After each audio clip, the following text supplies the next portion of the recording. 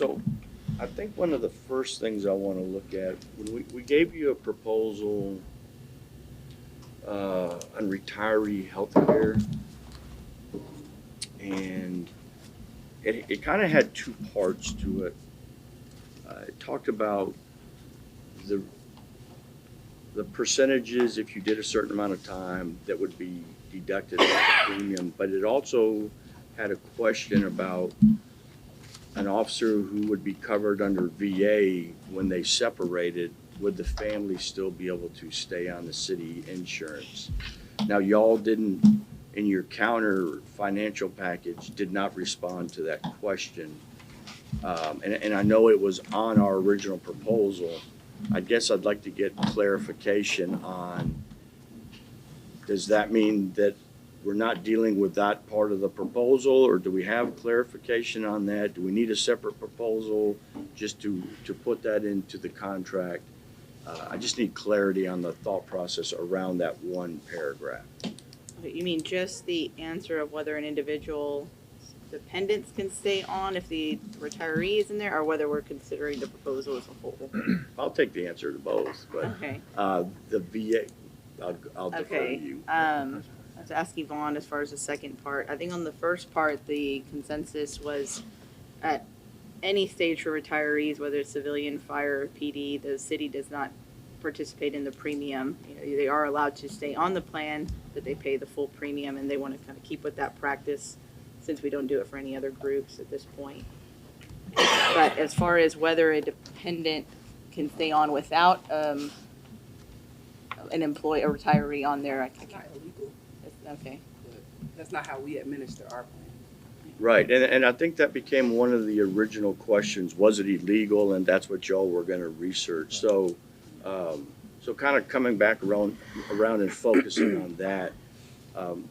And I don't have exact numbers, we could kind of get a rough count if we need to, but if they have these VA options and there's no cost to them, and it also means that the city plan doesn't have to insure them, then what would be the objection to allowing the dependent to stay on and the retiree to go on the VA? It's no different in concept than when the retiree hits Medicare age, they go on, but if the dependent or dependent children are under Medicare, they get to stay on the city insurance while the retiree goes to Medicare. And this is just a different provider with a benefit they've earned through the federal government as opposed to the local employer. I'm not sure we see it For clarity, different. are we talking about TRICARE, or are we just talking about you have access to Veterans Administration benefits because you're a veteran? VA, Okay, yeah. because I was gonna say, what would be the benefit of that if they have TRICARE? So you're just talking about The VA benefit TRICARE, for the officer, correct. which doesn't really put them on the plan. They just get treated Yeah, at they the don't have, they VA. don't have medical coverage at that point. That's not true medical coverage. So we could talk about that offline. Okay. If they're just having Veterans if they're just using the VA, that's not truly covered. So at that point, we would have to decide, it's different from Medicare, because in Medicare, they have an actual medical plan. Correct. You're saying an uncovered individual who can just go into the VA to have treatment. Yeah, well, they have disability rating from the federal government, whatever branch they were in. And so they therefore get treatment and go to the VA as their medical plan. So yeah, Scott, I think that's something we're open to. I think we just need to talk a little bit more Okay. about it, but we're open to that idea. So since we did originally put it on kind of two different things on one proposal. Right. Let me, when we caucus, I'll get with Ron and we'll just pull that out and make it a separate Okay. proposal and do it that way. That's fair. Okay. But let me give me 1 second, let me just make a note. Let me just make a note. Scott, what was the thing you just said about rating? They get a rating through the VA.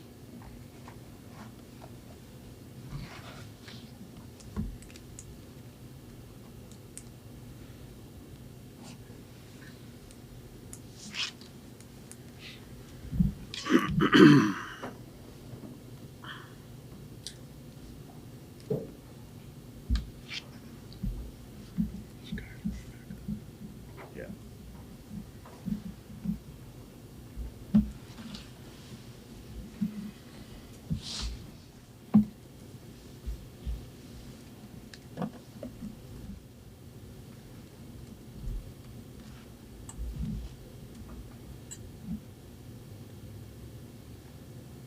Okay, the next thing I'd kind of like to shift gears through, and I know we talked about it last meeting, is around the market analysis that the city used. But I'd like to go a little broader first. So when the class 100 employees, I think they received a 20% pay raise last fiscal year, this current fiscal year, based on this same concept. Is that accurate? No, not all 100-level employees received a 20% raise. The idea was minimal impact, so you just raise the base pay at that 100-level, whether it was 101, whatever that position was. Okay. So there were many that didn't receive anything at all, had minor adjustments, so forth. But it was the minimal impact just at the starting pay. It did not go up the line. Okay, so how did y'all calculate that pay raise? Was it the same market analysis that was used in y'all's presentation last week? How did that take place? I'll let Yvonne. Yeah. So minimal impact is something different. So what we're talking about is the market analysis, right? The market analysis was conducted the same way. Top 7 cities. Analysis is comparing the starting pay of the position title to the starting pay of similar or like position titles within those top 7 cities. Took the average of that, and the average that they were below market was 20%. Doesn't equate to everybody getting a 20% increase. Those are very different things. So I want to make sure we put that out there. Okay. But the average market said that we were below the market 20%. So it was conducted the exact same way. Okay, so the calculation that y'all did, the data didn't return that you were 40 or 50 or 60% below the average. It came back at 20%. And then those respective people received a 20% pay raise. No.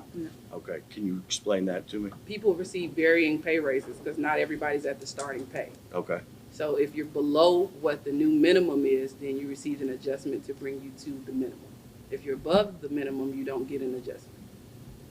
okay, so it varied depending on where you were at in the hierarchy, so to speak, to make an adjustment based on what that Where analysis. where your pay sits within the range or the Okay. grade. And how did those increases, what did they range from whatever to 20 type thing?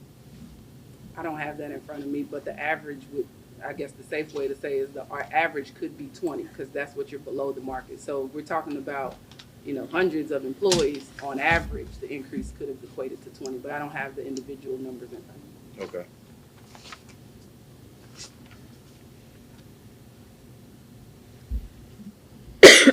So when the municipal court judges were given the 25% pay increase, was the market analysis done on that? Was that same analysis used? The same analysis was used, however, the implementation of the analysis is very different because it's voted on by the committee. So whether or not they followed our analysis was their decision. They were voted on by the committee? The municipal court Okay. committee makes that decision. Okay. Do you know what the data was that came back on the market analysis for? I don't have that in front of me, but I can pull it. Okay. Okay.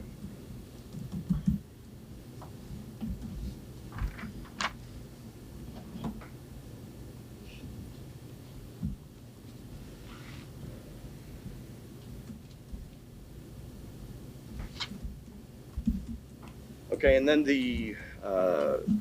I think it was the Metrocom dispatchers or the supervisors, market analysis was done on them as well. Can you tell me a little bit about that?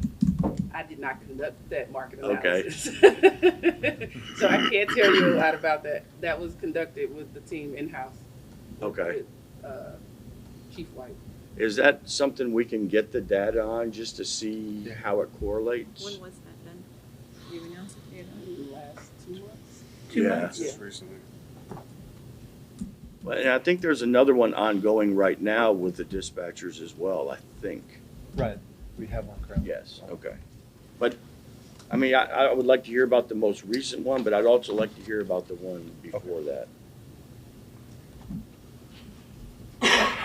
And just so you know, the most recent one hasn't been finalized. They're still working through that Okay. model. Just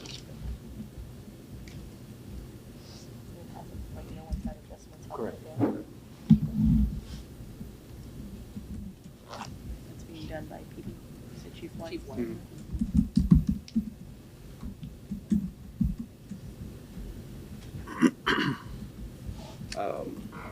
And then, when we met last time, I asked a question about the 4% COLA that general employees would receive.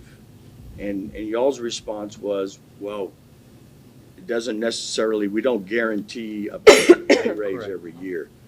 Can you walk me through the process of how the general employees receive I think it's a performance Mhm. pay raise? Can y'all walk me through that? What the process is, what the range is, and the expectation? So the range varies. It Okay. depends on what the market is doing in that year. So we start similar process to what we've done for the market analysis is we conduct a survey to see what other cities are gonna be doing in the coming year. Once we gather all that data, and this will be specific to performance-based increases. Sometimes they'll come back and say, we're not doing a performance-based increase, we're doing a COLA. Or they may say, we're doing a combination of the two. So we take that data, and that's just the preliminary data, because when we present that data to executives, Michael can tell you what they do after we give it to them. Sure. But we collect all the data to see what the average range is. The range could be, we're doing 2% to 7% in some cities. And so we try to fall in the midpoint of whatever that range is. And then we make a recommendation on whether or not it should be a combination of a COLA or a performance-based merit. Performance-based merit average, we typically average 3%, but it changes, like I said, based on what the market is doing. If for some reason the market is doing 4%, we may make a recommendation to do up to 4%, but it's based on what your rating is. So the most recent performance merit that we did was not this past fiscal year, the previous one. The max was 5%. So you would get 1, 3, or 5, and we operate on a bell curve. But zero. Or zero if you, Okay. yeah. 0 if you don't perform well. So 0 is not performing. 1 is that you need improvement. A 3% is you meet expectations, and a 5% is that you exceed expectations. Average is going to be 3 because not everybody's going to be exceeding expectations. And the bell curve states that, or if you've ever seen the bell curve, you know that most people are going to meet expectations and not exceed. So that's how you get your average, and the average is 3%. And if I may clarify a little bit, so when we start the budget process, we typically budget between 2 and 3% across the board for the budget, for the performance pay analysis. So that's going to range, like Yvonne said, from a 0 to 4% or 0 to 5%. But at the end of the day, the average is between 2 and 3% depending on that year. So it's typically a bell curve. So the people receiving the max, either the 4 or 5% performance pay, is typically about 5 to 10% of your employees. And then on the other spectrum, the people who are receiving 0% performance pay is similar, 5 to 10. So majority meet right in the middle between 2 and 3%, depending on the fiscal year and depending on the budget available. Okay. So the average is, say, based on what you budget on and what the outcome is, the average performance budget is 2 to 3%. Correct, yes, sir. And over the course of the last 5 years, what's been the average percent of performance? And over the last 5 years,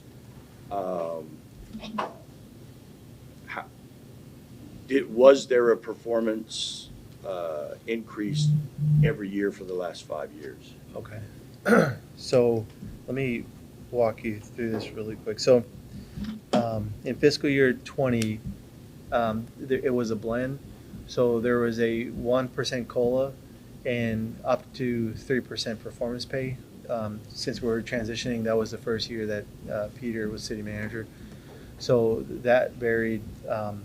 It was just different. We were trying to transition from everybody across the board getting 2.5% to a performance-based system. So that was. Michael, can I interrupt Sure. you real quick? So pre-fiscal year 20, everybody was getting a 2.5% performance. If they met the minimum eligibility criteria, yes, sir. And that started in about, I think, 2013, 2015. That wasn't that life. That was Ron's opportunity to try to catch up.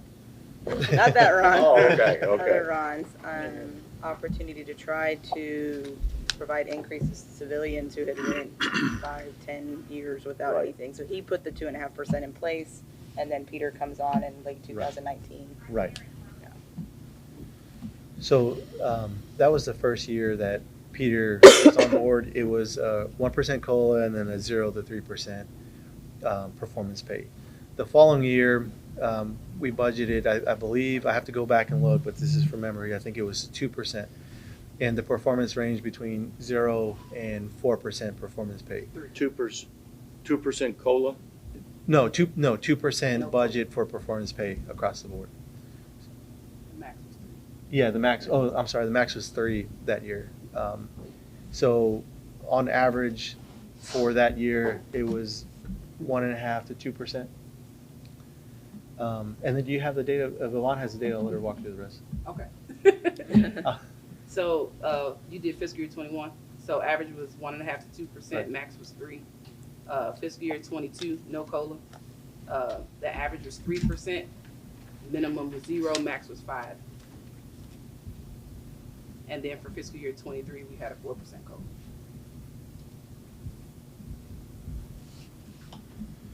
No performance budget, just a 4% COLA.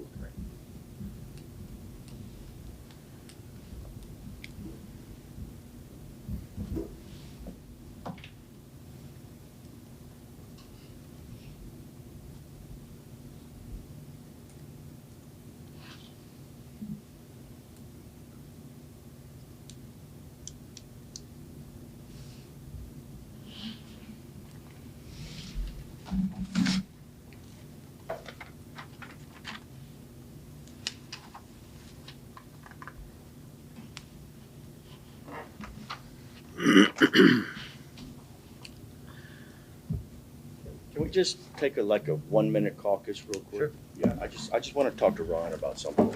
We'll go back there, just real quick, yeah. Back on? Yeah.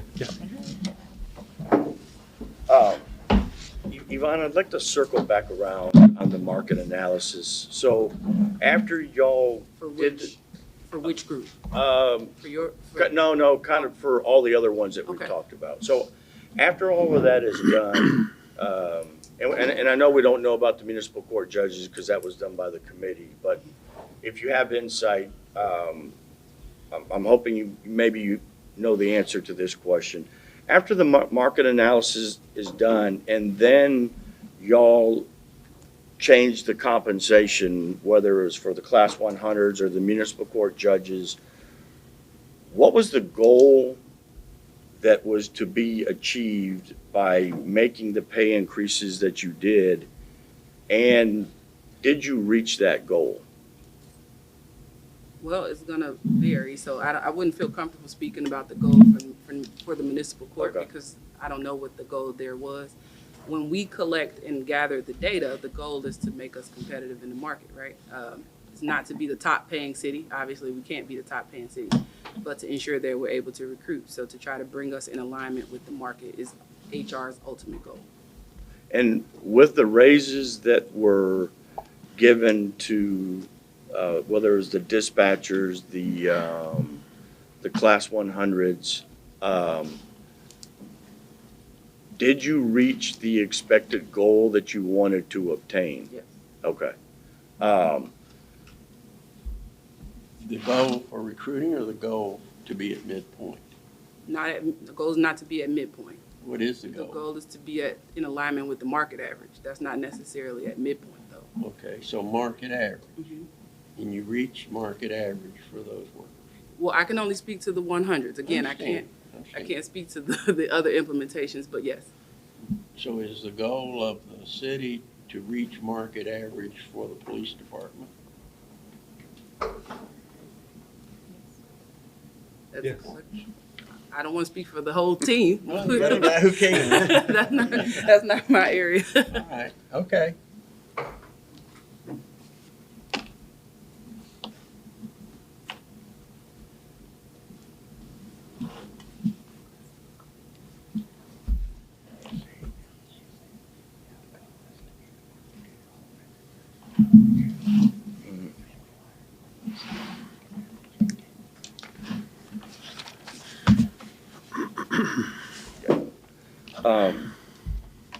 So where I'd like to go next, Manny, can you turn on that TV and please turn the volume down? I'm gonna, if it's okay, email y'all something, but I'm gonna try to project it up on the screen so that everyone can see it. But before I go any farther on that, let me do one other thing.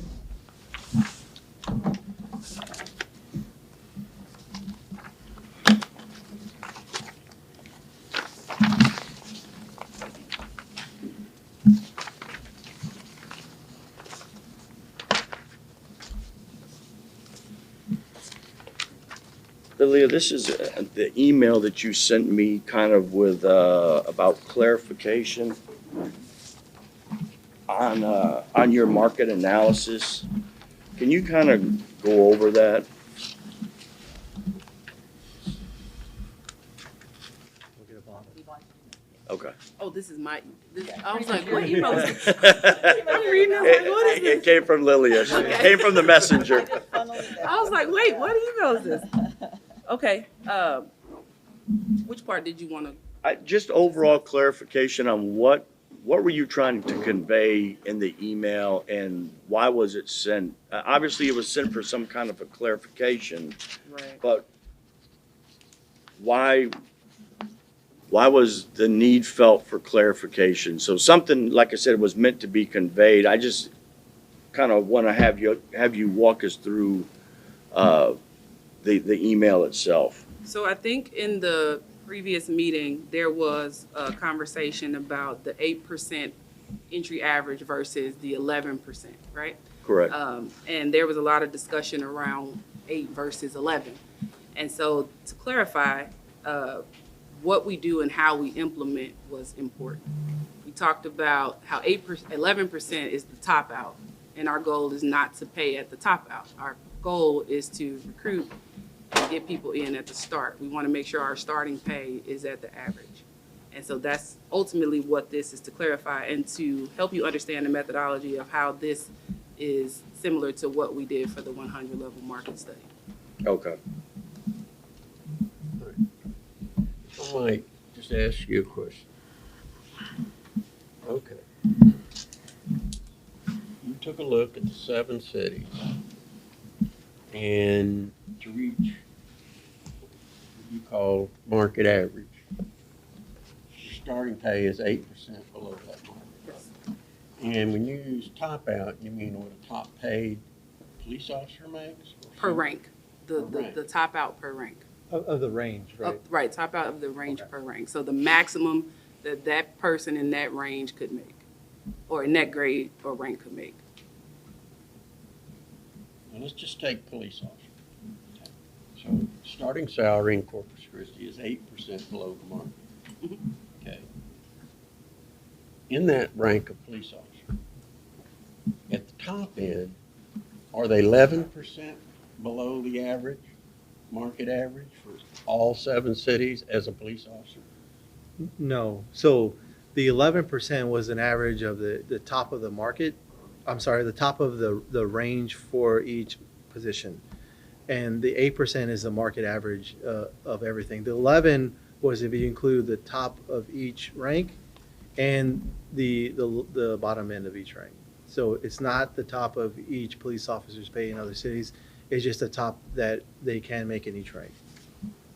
I'm not looking at it, and I apologize as a liberal arts major from Moore State College of Technology. The question is, when you lay 7 cities out, I the most market analysis, we'll say, at each rank, what is that rank starting below or above the other 7 cities in each of those ranks? Then what is the maximum salary, regardless of how many steps there are, between that rank and the other 7 in each of the top out positions? That would give us a clear picture, because you may be close to average, you may be above average in places, but just, I don't know what this 11% means. I know what 8% means, because that's a starting first day on the job, you're paying 8% below the market. You're in that, your market. So what's the data on all the others? Because that doesn't tell us any, I appreciate it, but it doesn't tell us anything except, and use the word recruitment. Well, then the rest of the numbers have to do with retention, because if you don't concentrate, sometimes we have to expand steps or we have to compress steps. If everyone's getting their money 10 years earlier than Corpus, it doesn't make any sense to be waiting 15 years to get top pay when our comparators are paying all that money in a short period. It lets us analyze what should be the steps. How long should those steps be? And I can't tell you that because I haven't seen your data. Obviously, you would have it. If you did those 7, you would be able to. That's what I want to see. I have it, yeah. And you can tell me what those percentages are? Individually, no, I can only tell you what they have. I understand, They but will break it down individually. I don't know what you mean. I mean, No, not you, I'm sorry. Scott, What do you have? What data do you have? I have the data that I guess you sent Lilia sent me. It has it broken down by. Yeah, it does. I see what you're saying. Yeah. can But you- how about, can I segue into this and we'll circle back to That'd be fine. Okay. Yeah. So I took the data and I'm sorry, Emily, I didn't have your email and I can send it to you if you give it to, but Amy. Amy, sorry. It's okay, Lilia can probably send it. Okay, I sent it to Michael, I sent it to Lilia and to Chief Green and to Yvonne. So what I did was I started looking at the data that y'all sent me, because in just a cursory glance, a few things didn't look right to me right off.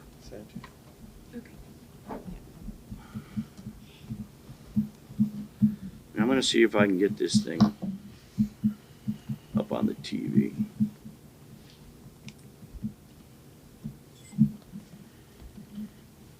Which attachment are you opening up first? There, it's yours, but it said up, it's saying updated, yes.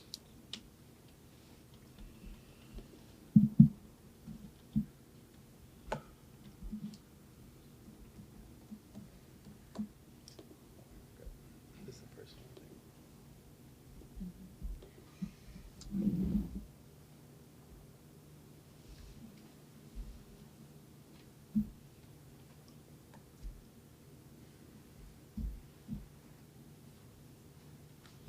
Okay, while we wait for it to see if we can pull this off or not.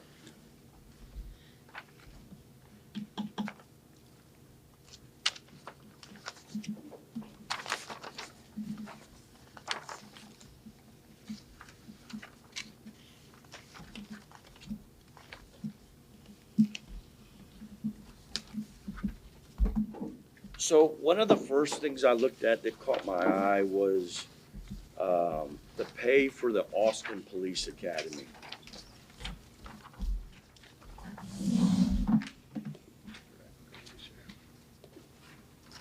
Which I think, let me pull the other one up real quick.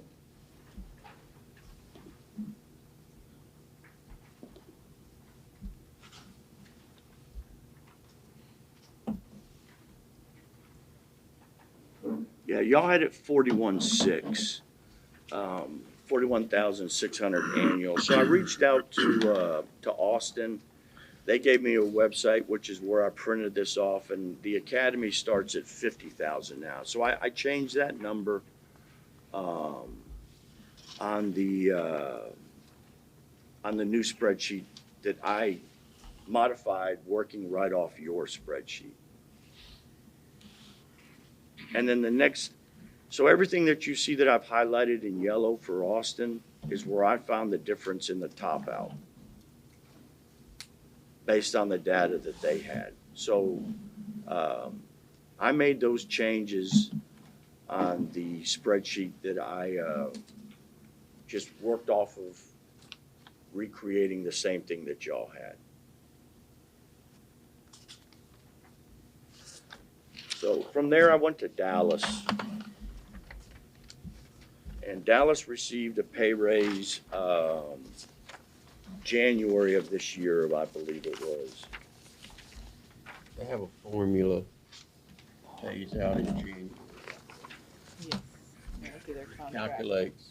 So there's how many unions involved in that agreement? I was there. It is the duckbill platypus. So there were some differences there. So I placed in the new numbers with Dallas.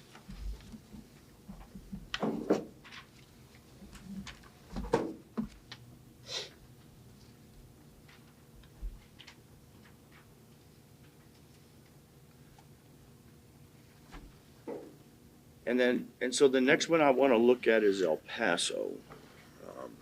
El Paso obviously is in a kind of a unique, different situation. They have signed their contract, but it doesn't go into effect until September. But y'all had said that you had used your data or had used the new El Paso data. And I reached out to the president that negotiated the contract. And the main thing I was looking at there was their academy pay, which right now under y'all's spreadsheet, I believe is $38,840. It's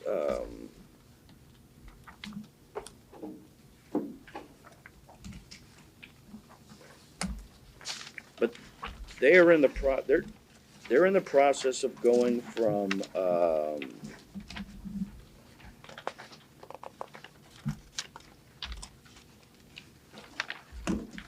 I believe it's 1850 something an hour, 1835 to 2350. So I left that data blank. That's why it's highlighted in red. Because obviously, if you put that new number in there, I think it's 48,840. Then the other thing they do is they give a $10,000 stipend upon graduation, which I kind of surmised after running that number that is really the base pay plus the $10,000 comes out to the $23.50 an hour, which the new pay would then come out to the $48,840, I believe, if I remember right from running all the numbers. Because yes, Yvonne, I did come in on Monday and wrap up a lot of this. So, so everything that I saw in Fort Worth looked the same. And then Houston has a pay raise coming in July.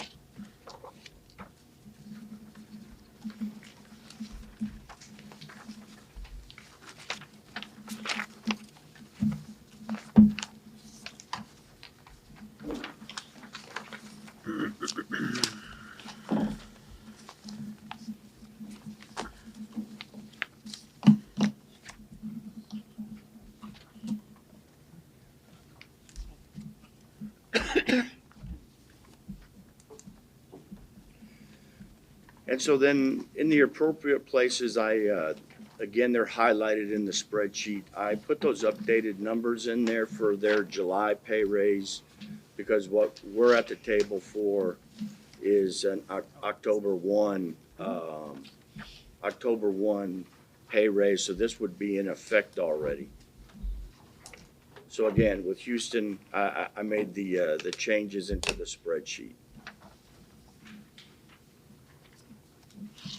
And then the last city, San Antonio.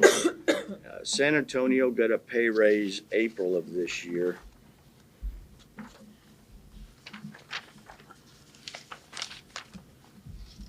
And so I updated those numbers as well.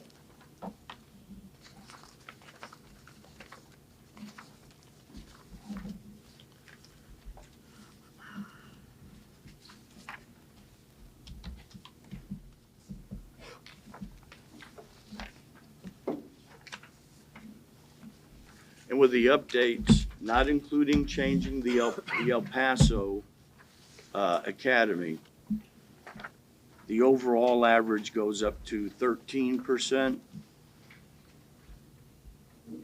and the starting goes up to 10%.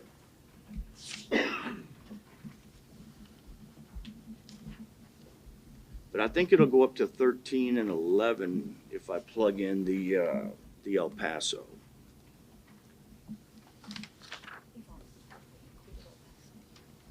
Yeah, except for the training. Just a trainee, yes, yeah. Just a treatment. I just want to run a number real quick to verify my calculation.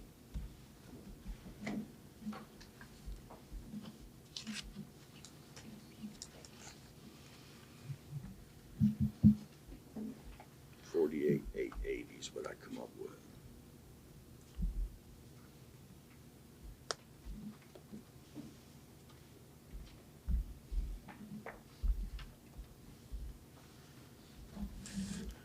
So when I put the new El Paso cadet pay in, the new numbers are 13 and 11% after making those changes.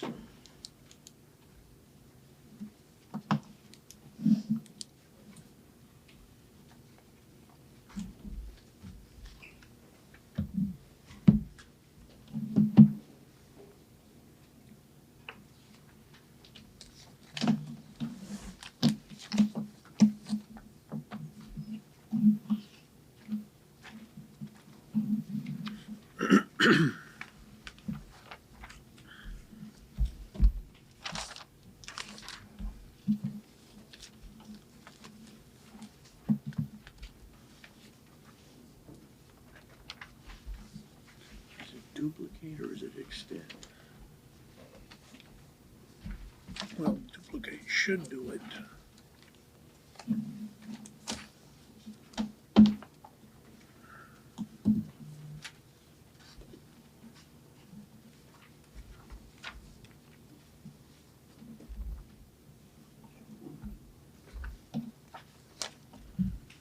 But you have to do something to project it. Yeah. We just didn't change that spreadsheet.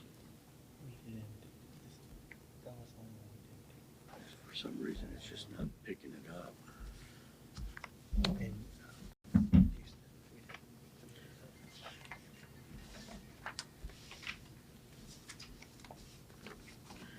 You're on the same Wi-Fi here as the TV. Yeah, yeah.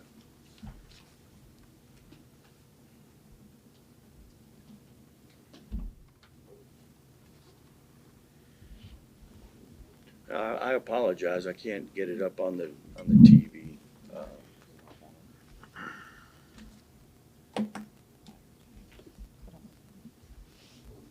Now I'll defer back to where you were going. I assume you understand my question. Sorry.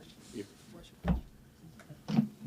you gave me a chart and it said here's 7 cities, sure it'll say 7 cities against the rank of police officer. Here's what they make, here's where we fit in, and this is what it would take for us to be in the average plus or minus at each rank. That's what I want to see. That's what's in there. Yeah. I That's sent in that there. to you Yeah, last. yeah, I turned it off. Yeah, And that would tell me at each step. right, At each, well, at the start and the top out. Right? Yeah. The start and the at top. each rank, but not step. Yeah, I copied you on that email. from last Yeah, we didn't week. break down steps. Right. So what's, So that's the city across there, each street, and then trainees start, police officers start, and the percentage, a minus means we're behind, a plus means or even number means we're ahead. so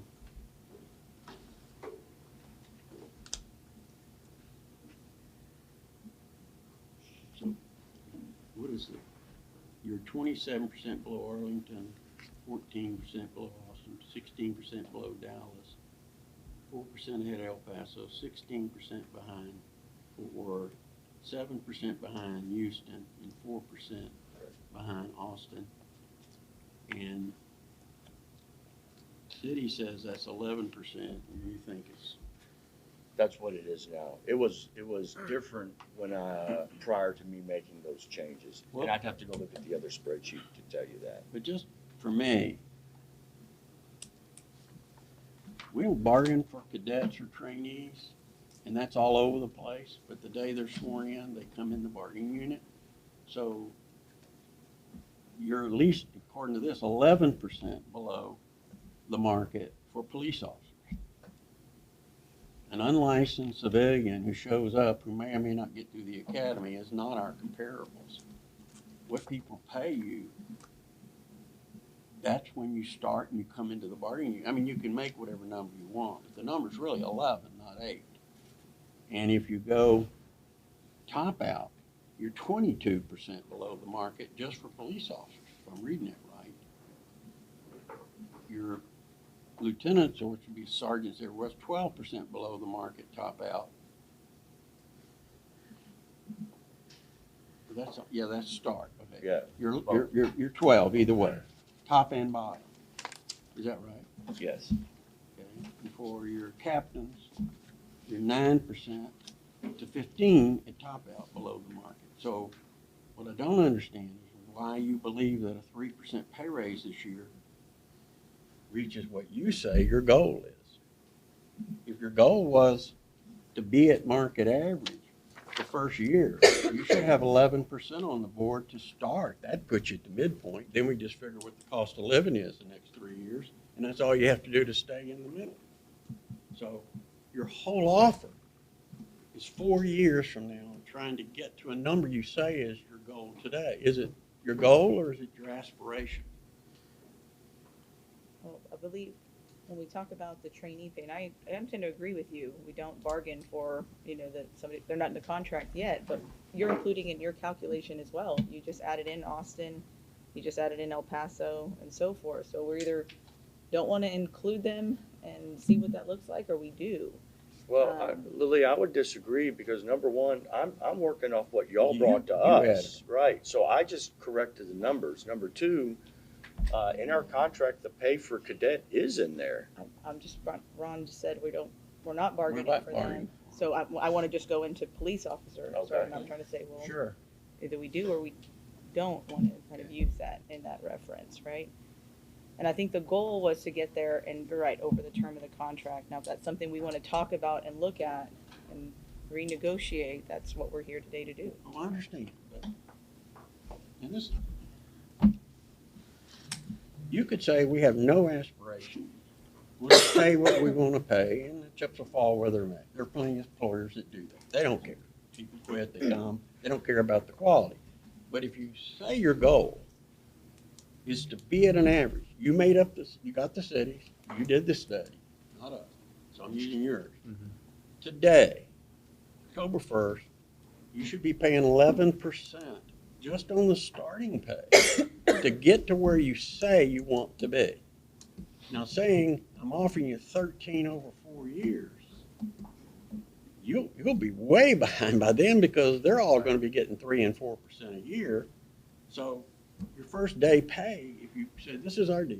Now the question is, if you're so far behind you can't make it in one, then there's always a discussion of how do we incrementally get there. But your proposal will not get there. In fact, you'll be further behind in 4 years than you are today. You'll at least be 12 to 13% behind. So that's my question, is why you came with an offer that doesn't meet your goals, it doesn't get you to your goals, and then say this is your goal. Right. I think like Lily said earlier, our first proposal, the idea was to do it over 4 years. But we're back here again today to talk about, being more aggressive there. So Well, I'm waiting for your offer. we're waiting for a counter. Well, I counter. I tell you, today, you got to put 11% on the table, unless you're arguing you can't get there from here. And that's your numbers, not my numbers. And we're not even talking about what it's going to take to close the gap for our officers who are committed to stay here, who are 15 and 20% below the market. That only adjusts the hiring date, the first people. I'm sorry, go ahead. That's where I was going with the questions that I was asking about the other market analysis. Did you reach, what was your goal? What were you trying to accomplish? Did you get there? Because exactly, this is what Ron and I had talked about.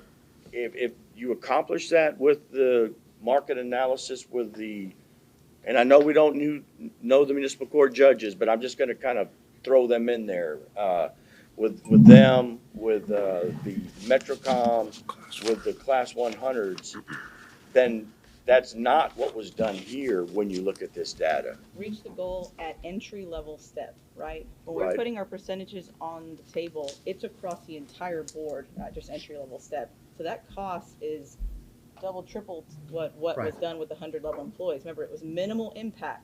There were plenty and hundreds, multiple in my departments, that received nothing or 10-cent increase, an hour, Well, right? let's go So, back.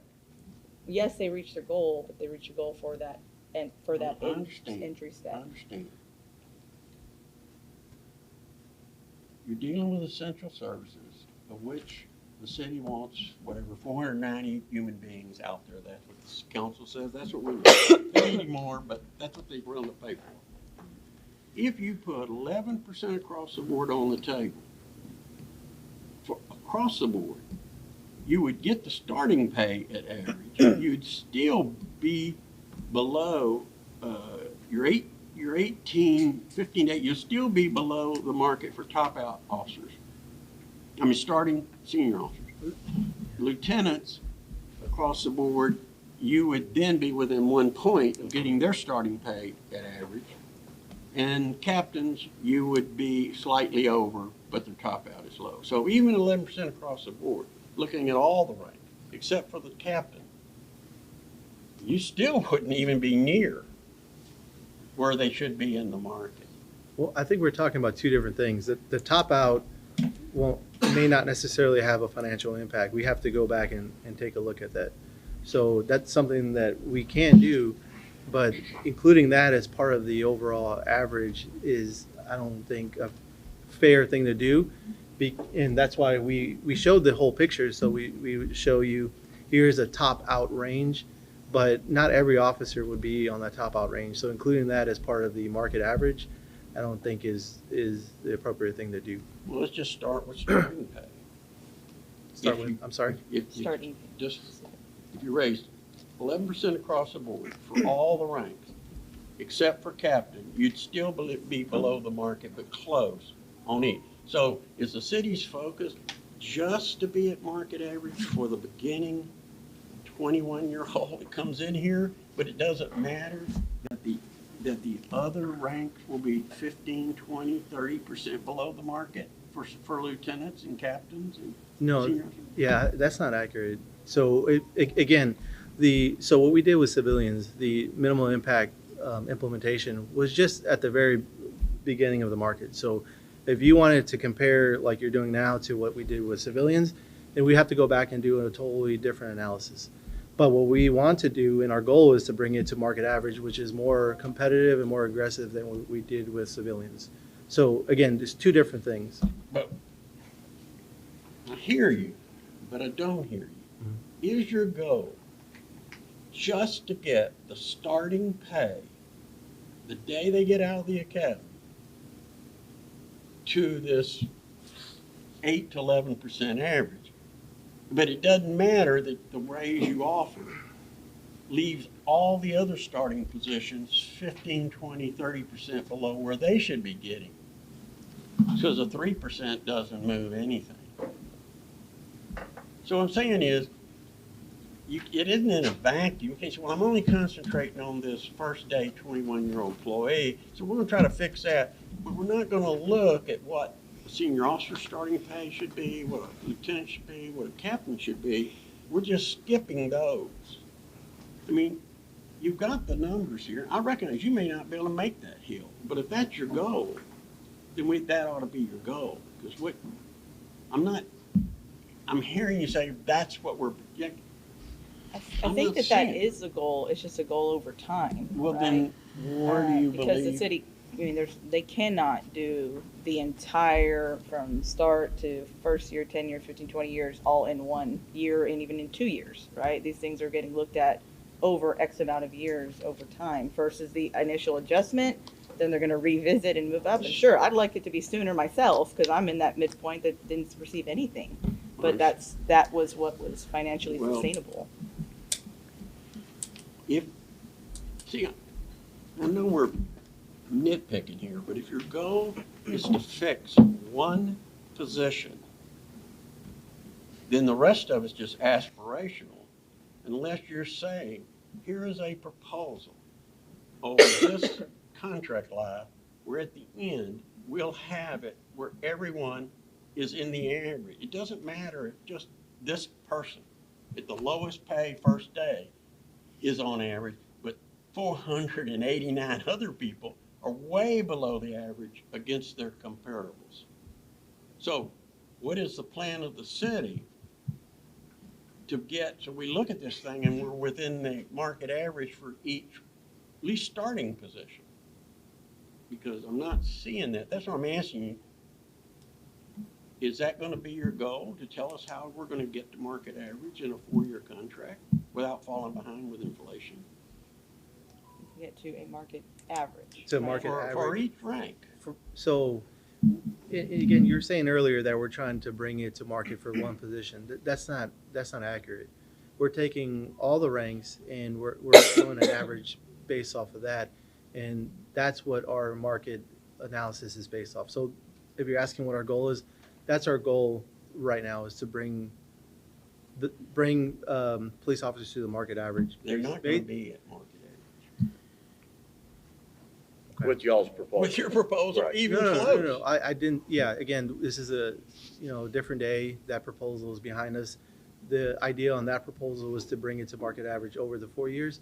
But again, we're here again to talk about that, discuss it, and talk about bringing it to market average. Let's caucus for a bit. A couple of minutes we can. Thank you.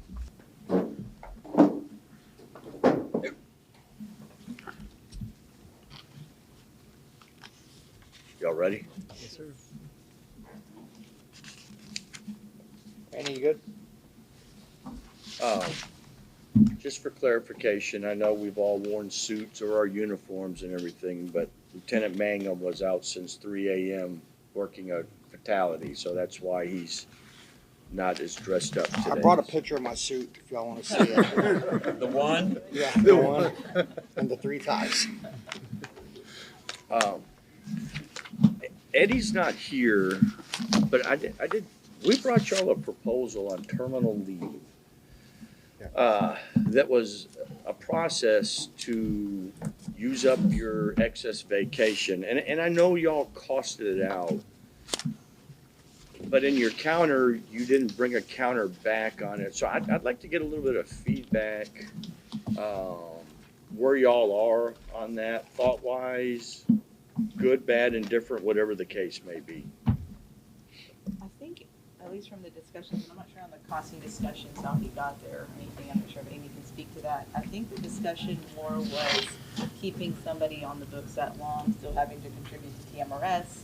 You still have potential liability issues along with that. You still got potential workers' comp. I mean, it's still keeping an employee for anywhere, I mean, it could be anywhere from, a month to 3 months, 4 months, 5 months, 6 months. Was just, didn't feel like it was in the best practice. Plus, there were maybe vacancy issues along with that as well, because it's technically still not a vacancy, that HR could fill that position. So that was really the. Well, but our proposal addressed the vacancies, that once you started terminal leave, that was declared a vacancy. So if you were a lieutenant and you stated on January 1, hey, I'm going on terminal leave February 1, once you started terminal leave February 1, that created a vacancy, whether you were a lieutenant, NARCS officer, CID, whatever. So we defined that in there, because what I mentioned was there was no intent there to harm the city and hold them hostage while this person used their time. And once you started terminal leave, you had to turn in all your equipment, because we agreed. We didn't want there to be, there was thought, well, can you work off 30 jobs? Absolutely not. In essence, you're a quasi-retiree, and so you had to turn in all your equipment. So that eliminated the liability. I don't So think that eliminates the liability, though. I mean, just looking at strictly a defense standpoint, that employee is still on the books. If they're involved in anything, especially between 8 to 5, your plaintiffs are gonna come after the city. And even if they turn in all their equipment, like you said, they're still a licensed peace officer, and they're gonna have a duty to intervene and so forth, if they see a crime being committed, to try to stop it, and the city's gonna be on the hook for that defense at that point. We can't wash our hands of that. Were you all anticipating and bringing any type of counter back on that? No. Okay. Because what we hear a lot from the officers is, hey, I'm a loyal employee. I come to work all the time. I don't take off. I'm accruing this vacation.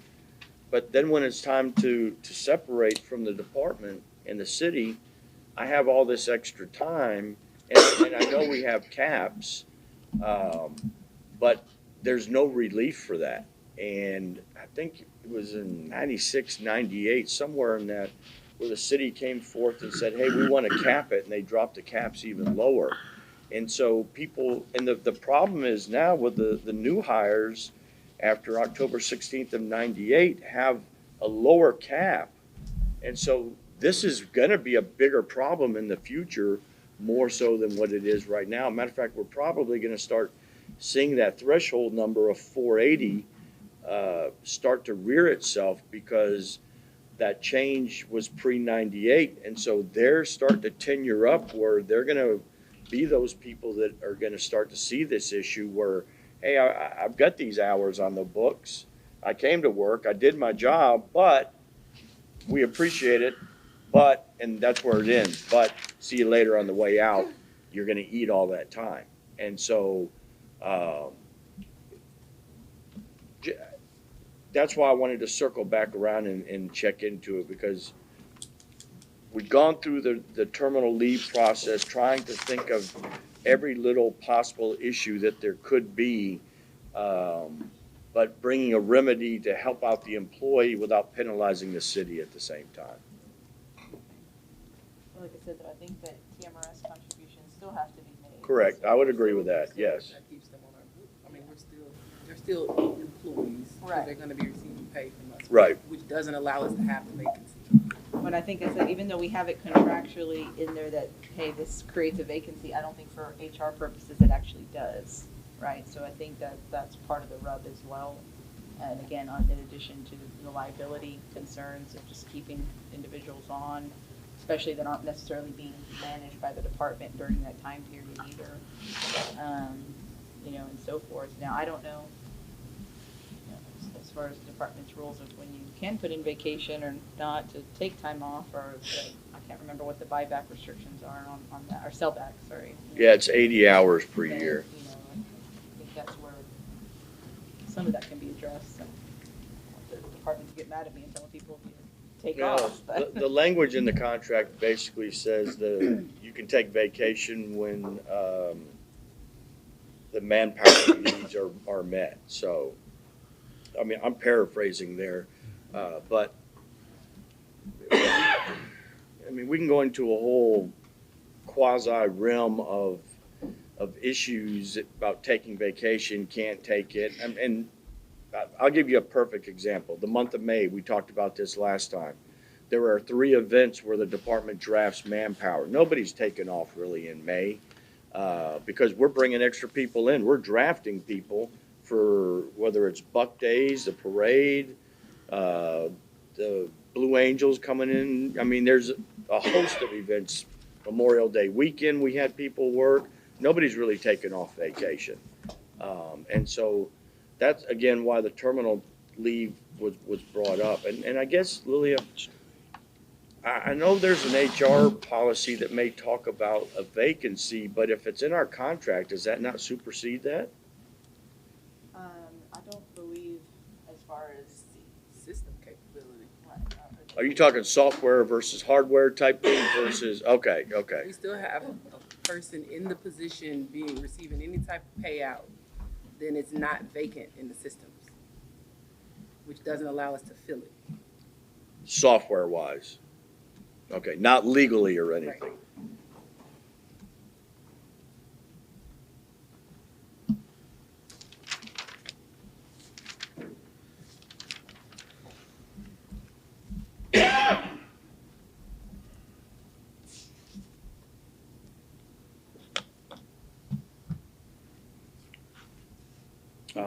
Then I've made a note, we'll circle back around on this and see if there's something we can't work through on a concept in some way,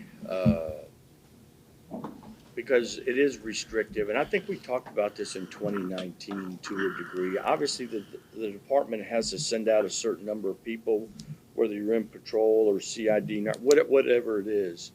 And so that has become an issue because when an officer goes to in-service, which is mandated by TCOL, then that takes a person off that shift, and then a certain number of people, if they're in training, the officer's missing for whatever reason, clamps down on the number of people that can be off on vacation. So let me work through a few things and we'll circle back around and see if there's a remedy. And I'll probably lean on the department on that, just to see if we are having that issue, like granting leave and so forth. Sure, nothing ever. Okay. Do you want to go through the cleanup stuff or? It's up to them. You can do it now or you can. We got time to speak. Y'all have any opposition to discussing the the language cleanup?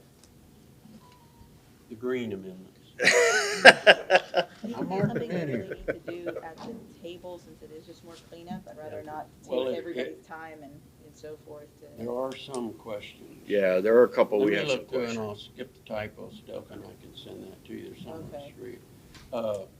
In Article, I'll just go to a couple of, in Article 3, you asked the question about the dues checkoff. Any dues increase will require a vote of the executive board and shall not need additional signatures from general membership. We can't take that out because, I don't know, it's about page 9 in my computer. We can't take that out because we're superseding the local government code here. If you didn't have that sentence, the state law on dues checkoff requires individual authorizations.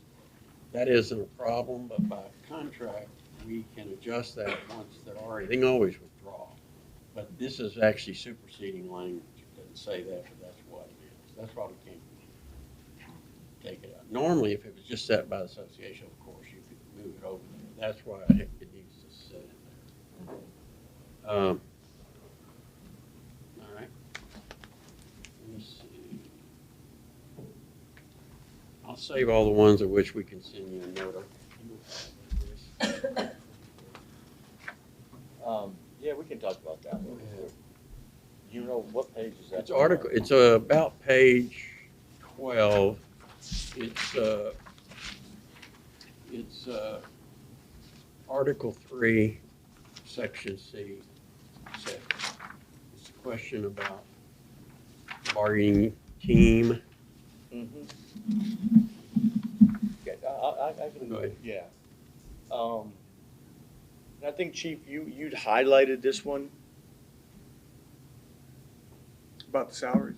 No. Your comment was delete, but I couldn't tell you, did you want to delete the whole thing, or were you trying to delete certain words? Page 32, right? Yeah, I'm not looking at your PDF. Yeah, 32.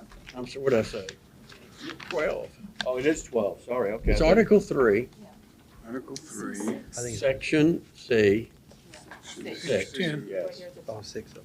And you had highlighted that to be deleted, which we're okay with. But I wasn't clear, did you mean delete the whole sentence, 6? Or was your deal to delete some? Sometimes you say delete, I can see the words you want to adjust. Isn't that on your PDF?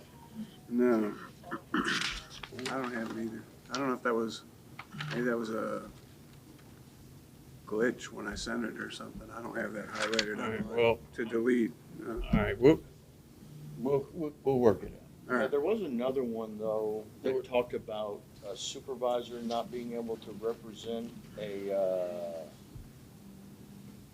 subordinate. That one was highlighted as well. I didn't see That's that what I think we one. were just looking at. No, there's another one. Because That had actually, if, that had been, yes, that had been added in 2019, and y'all brought that as a proposal, but now I want to make sure that it was something that was being questioned. I thought that was in the disciplinary proceedings, but What's that? direct supervisor can't represent. Oh, yeah. I think, was it direct or was it a supervisor? I think it's direct. Okay. I think it's your supervisor. Under discipline? Mm-hmm. That's under Article 7.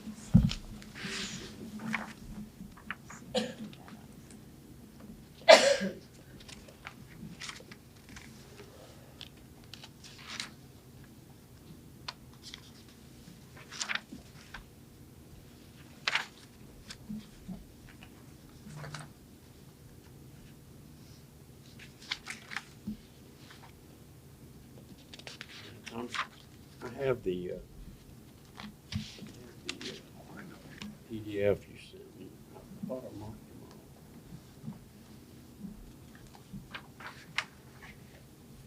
all. That wasn't on the list. Article 7? I didn't see it on their list. Did you see it? Let me get to it. Hold up the PDF. It's on page 20, number 7. No supervisor may represent any subordinate in disciplinary hearings held under. Right here. 7. Yeah. But I don't show it as being one of the highlighted No, ones. I didn't show it. Okay, okay. Disregard, chief. The captain, because I think captains aren't allowed to be president. Correct. That's in our bylaws. Okay. I think that's why I recommended that number 6 be deleted, because a captain's not allowed to be The president. president in the first Right. place, so it's really kind of, there's no purpose. You're okay with it? What if they change the bylaws? No. They have a contract.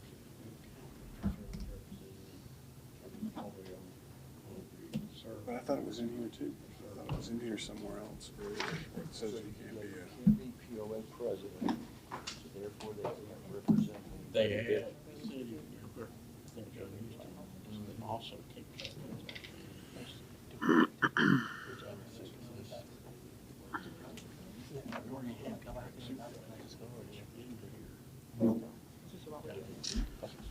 Right, it's in discipline. It does, Yeah. so you don't make a decision today. Yeah. Let's look at it. Okay. I think you had. I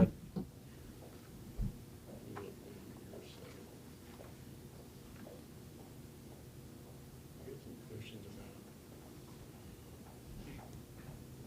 Questions here.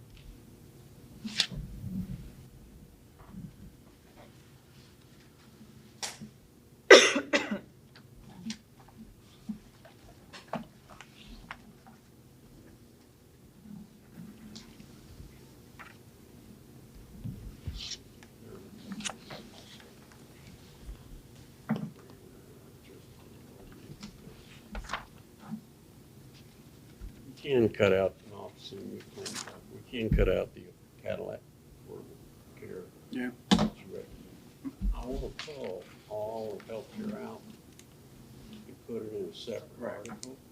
The numbering is all messed up because it just readjusts and all of a sudden you go from 1 to 14. Mhm. And so, but let's get through the big stuff and I'll get y'all to do that. There was something else in here. Yeah, there was one We had the one about peer support. yeah, there was one concerning chief peer support not being susceptible to, was it? Mandatory testing? pre-drug testing. Yeah, yeah. What was the thought process behind that? Behind taking them off, Yes. I guess my question was, why are they on there in the first place? Here it is. It's not like a, It's not like going into narcotics or OCU or, God knows how old that language is. It just says they don't have to take a drug test pre-assigned, that's all. The city can give them a drug test, I guess, if they wish. no, it says they have to have a drug test to be, That's what I'm saying, it's pre-assignment. Right. You take them out. It just says they don't have to have a pre-assignment drug test. right, You can still give them one if you felt so. Right. Yeah. I understand. That's it. So narcotics, organized crime, emergency reaction units, clerk and communications. I don't know, and that's in there. I agree. Bomb tech, okay. I guess we don't need to hype that bomb. no. I've seen the hurt lockers, but I don't know.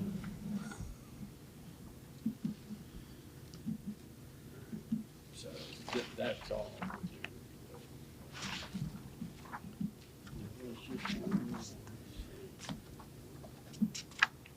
Now, there's the salary one, and then there was one that I sent you the notes on.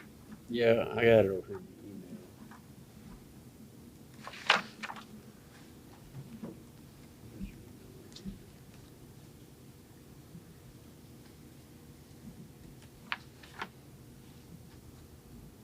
Here it is.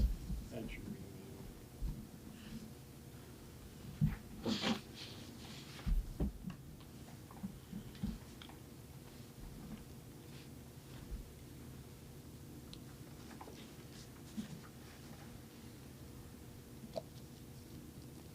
Chief, on the suspension time under Article 7 for discipline, the one, it was highlighted where the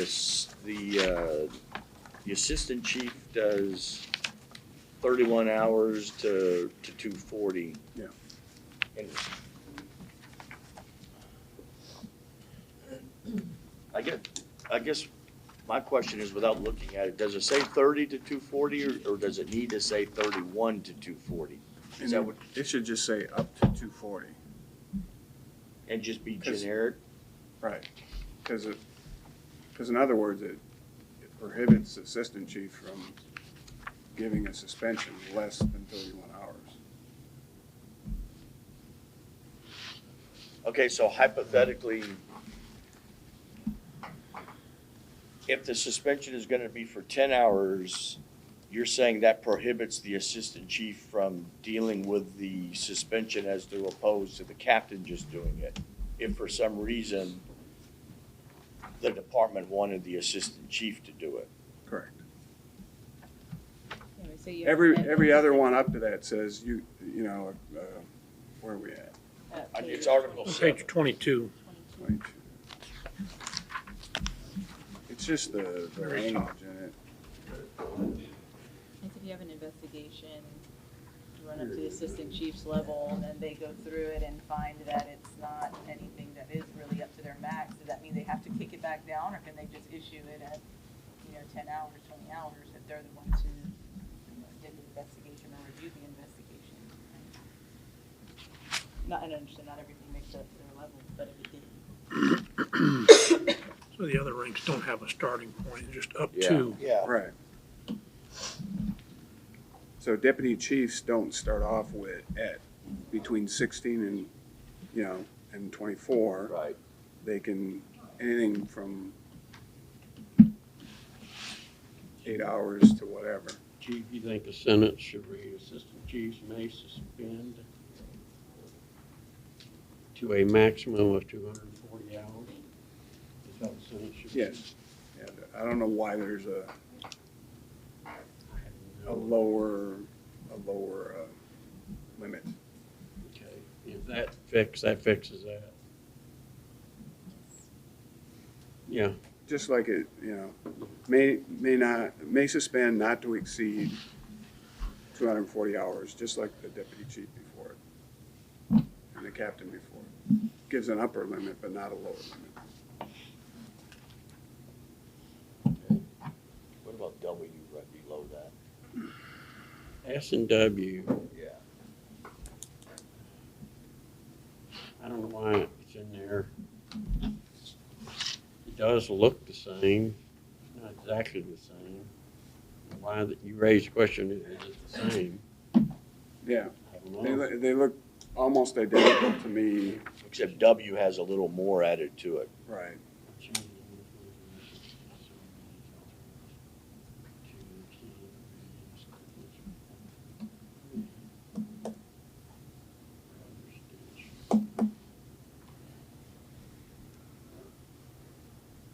Let me just look at maybe getting one that just Covers covers everything. the whole thing. Yeah. There's just a couple word differences. Yeah, I'll look at, Drop W, move it to S. yeah, I'll just create one. It's just a superseding.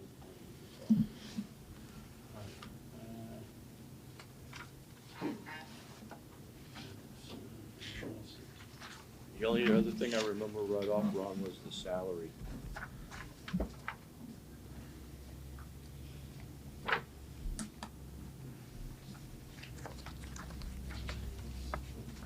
Something in the queue. How it's the president's salary. Oh, It's gonna be the- in 3 or 4. I It's think. in the, Page 10 and 11, I think. there were a couple there.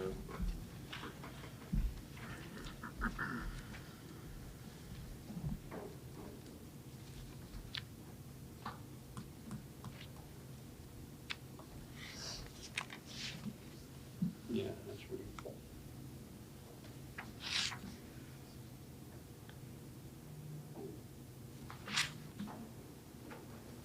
I can make it one sentence. Sure. It's Page page 10. 10, It's just 2 sentences.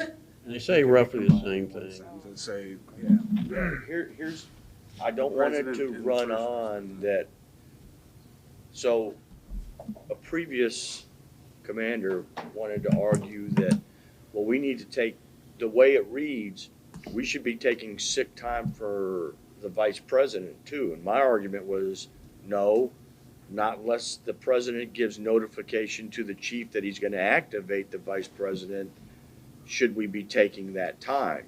If the vice president is not activated to full release, then there's no need to draft the hours from the pool.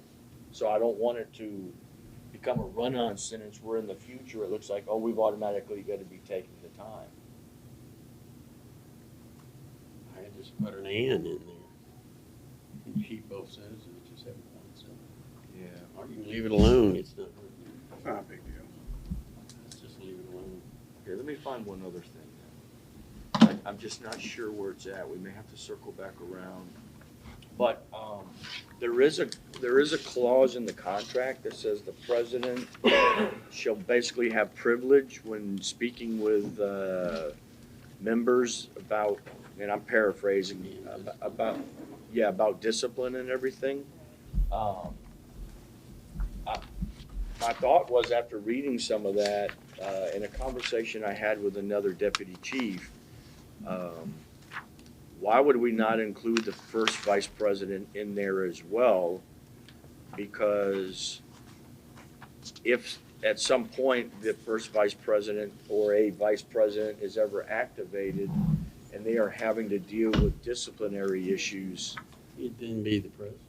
well, no, but as the president, I have the ability to bring a VP on for 180 days in conjunction with me on full release.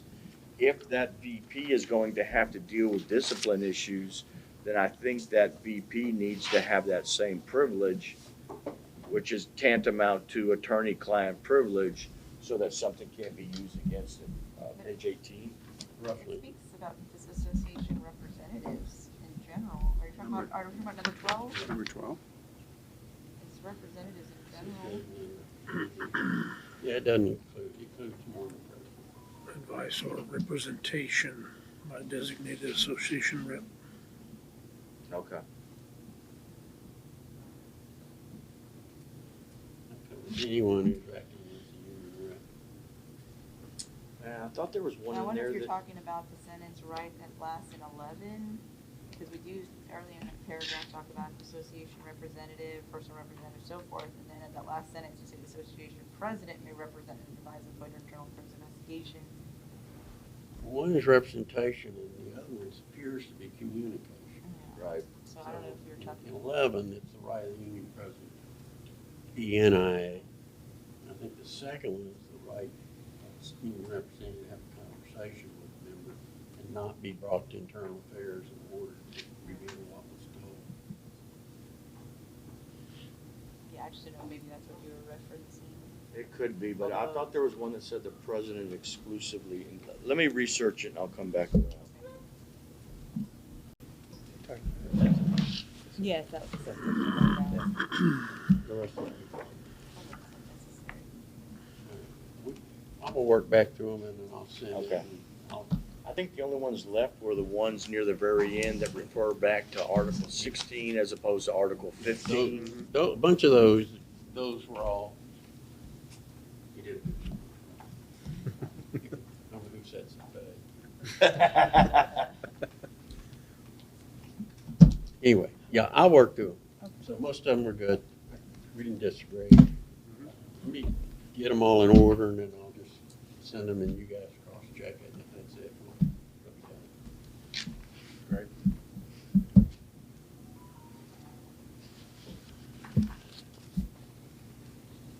Yeah, I'm coming.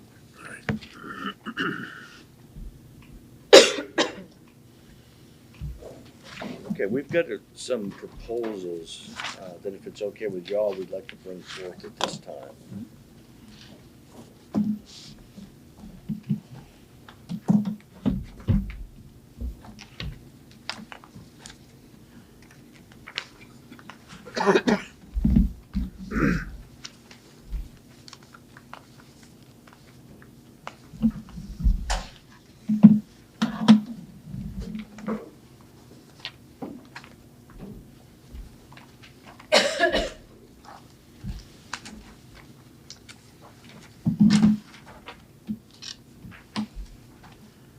So this is amplified cleanup language. Concerning the step with a lieutenant, it's something y'all were looking at or not? Yes. Okay. So there's a couple of things we have concerns about there.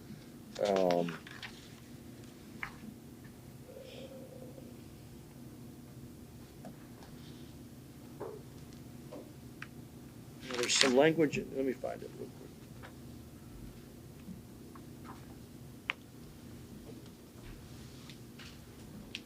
Number one is the lieutenant to have the step must have the bachelor's degree. I think this goes back to 2006 or something.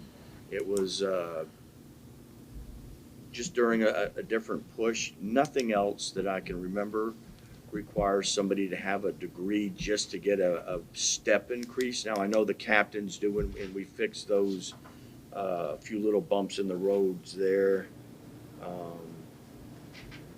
Okay, it's the next part that says current lieutenants who have 180 hours months of service or more as a lieutenant at the date of the execution of this agreement. Well, that kind of keeps repeating.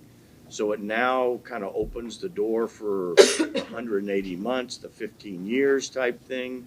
And I think if push came to shove, then there's probably a violation or two or three of that right now because of the way the language is. So the remedy was just to strike it and keep that revolving timeline, shut that door on that. You have to scratch the first one to scratch the second.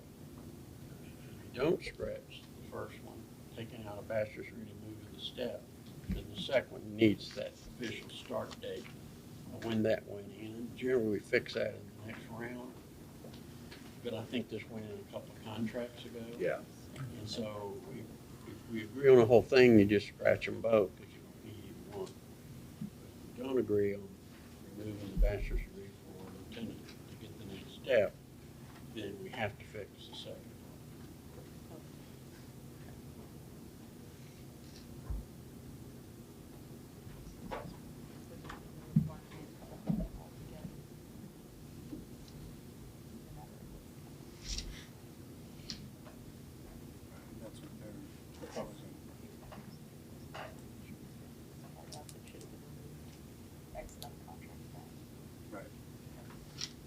have to talk about that.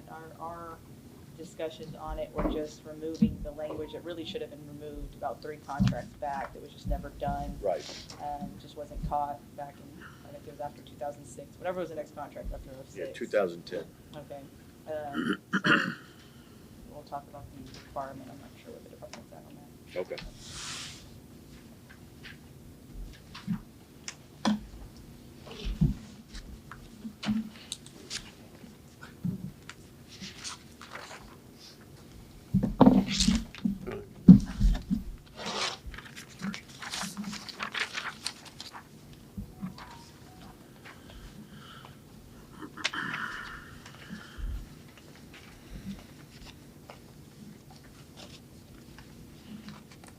This is the language on the VA that we talked about earlier. Oh. We just took it out of the retiree health insurance proposal and drafted that by itself. And so in talking to the officers, the VA coverage is separate than TRICARE with what these officers have.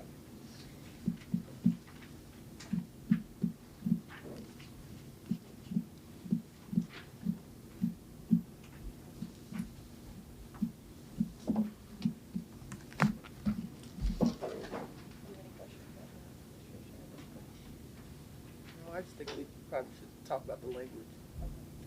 Make sure it's very, very specific.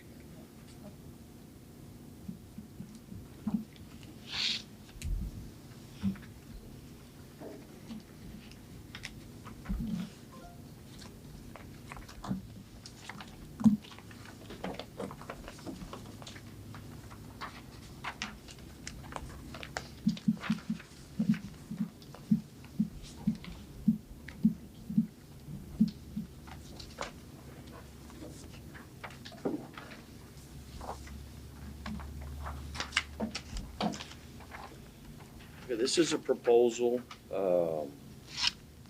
to put a title in for detective. It's drafted somewhat off of the policy that the command staff had drafted up from the PD.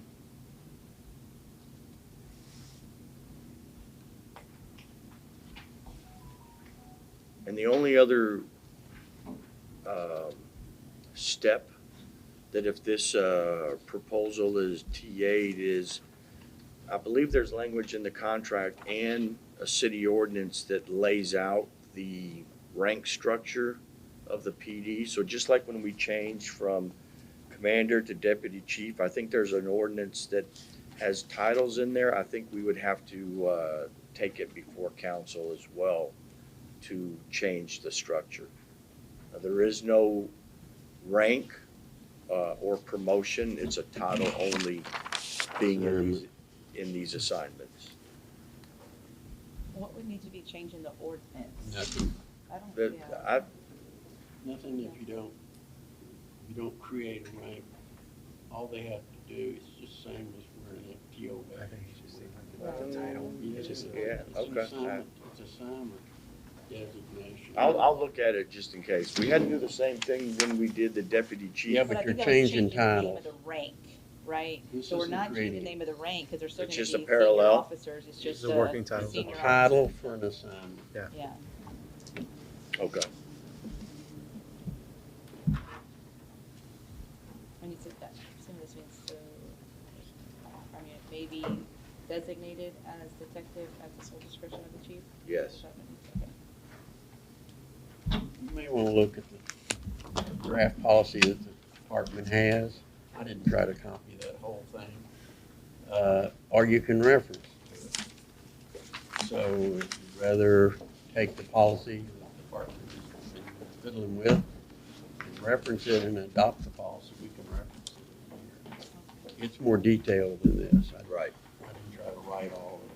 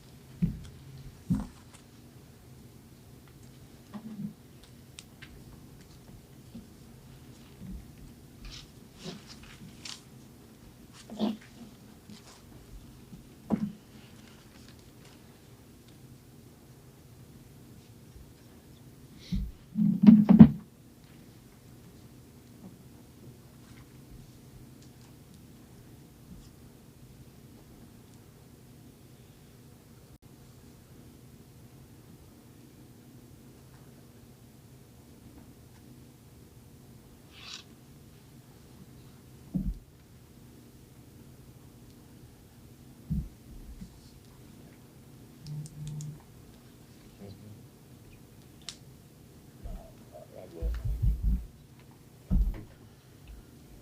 Yes.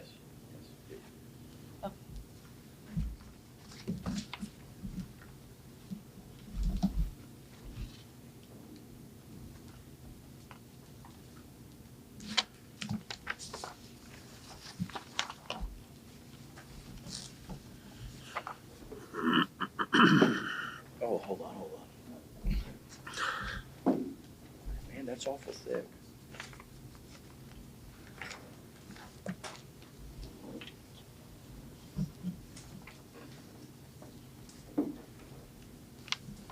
Okay, so this will be a counter proposal to the financial the package proposal that you gave us last week. It has the proposal has the salary increases. But what we also want to keep on the table is the on-call pay, the clothing allowance, the patrol pay, the HSA contribution increase, and the double time for draftable events. So the on-call pay, clothing allowance, patrol pay, HSA, double time draftable events. So we've withdrawn the retiree health insurance, the terminal leave, but doesn't mean I may not come back with something else on that, and the retention bonus.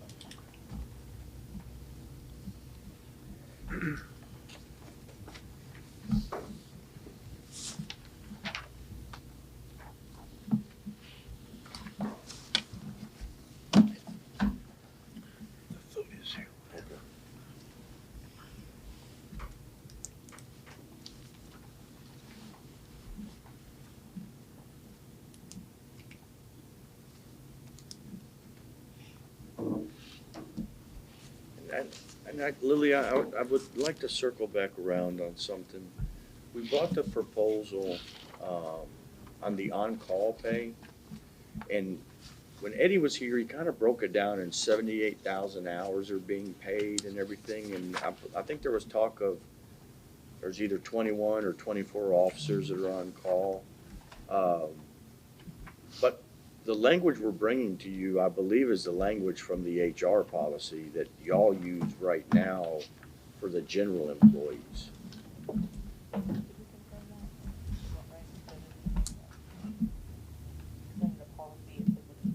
It's in the compensation procedure. It's not a standalone policy. Yeah. We'll take a look at that.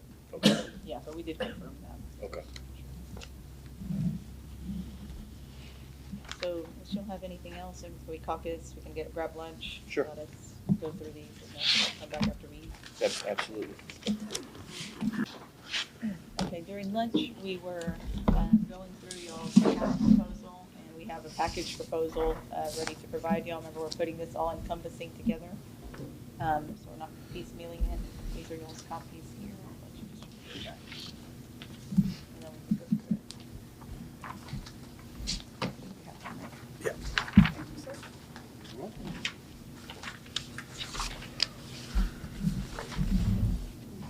Scott, for right now, we're just focusing on the economics. I know you had some other ones we brought up. We'll kind of deal with those after. I feel like this is a more pressing item, so. Doesn't mean we're ignoring it, we're gonna wait. So the first item on there is the salary increases over the next 4 years. We have an 8,222. You'll see the total cost at about 25 million. We have included your proposal on the clothing and patrol pay and the non-voluntary overtime for the drafting events.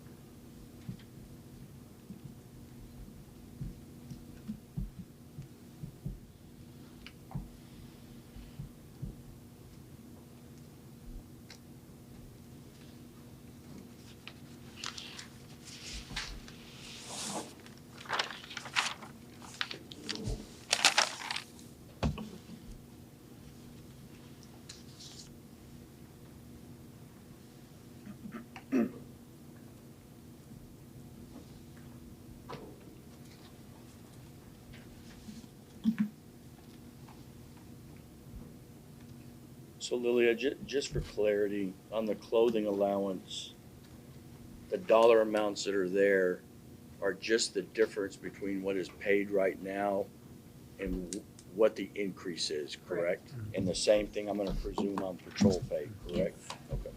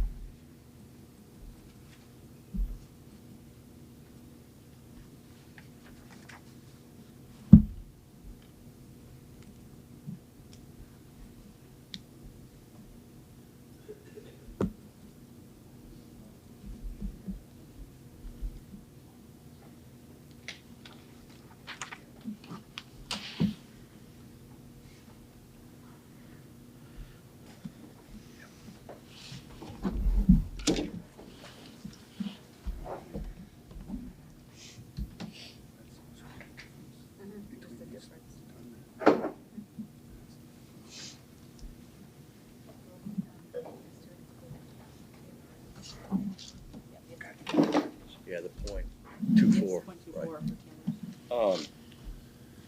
I'd like to just circle back around just to get some clarity on the on-call pay.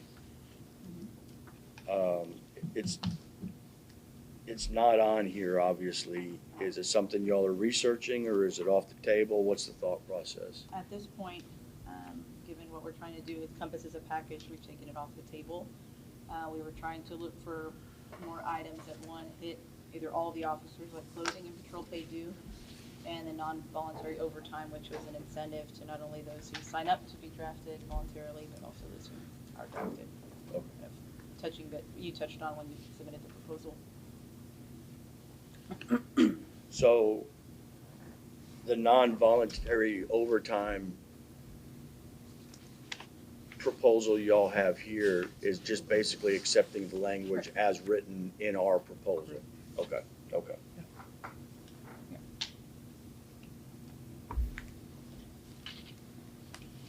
Does that clear it up to you, or you want to expand on it? I reserve the right to look at this. I have some different feelings about it, but I don't really have a team consensus at this time. So I think there's some serious questions.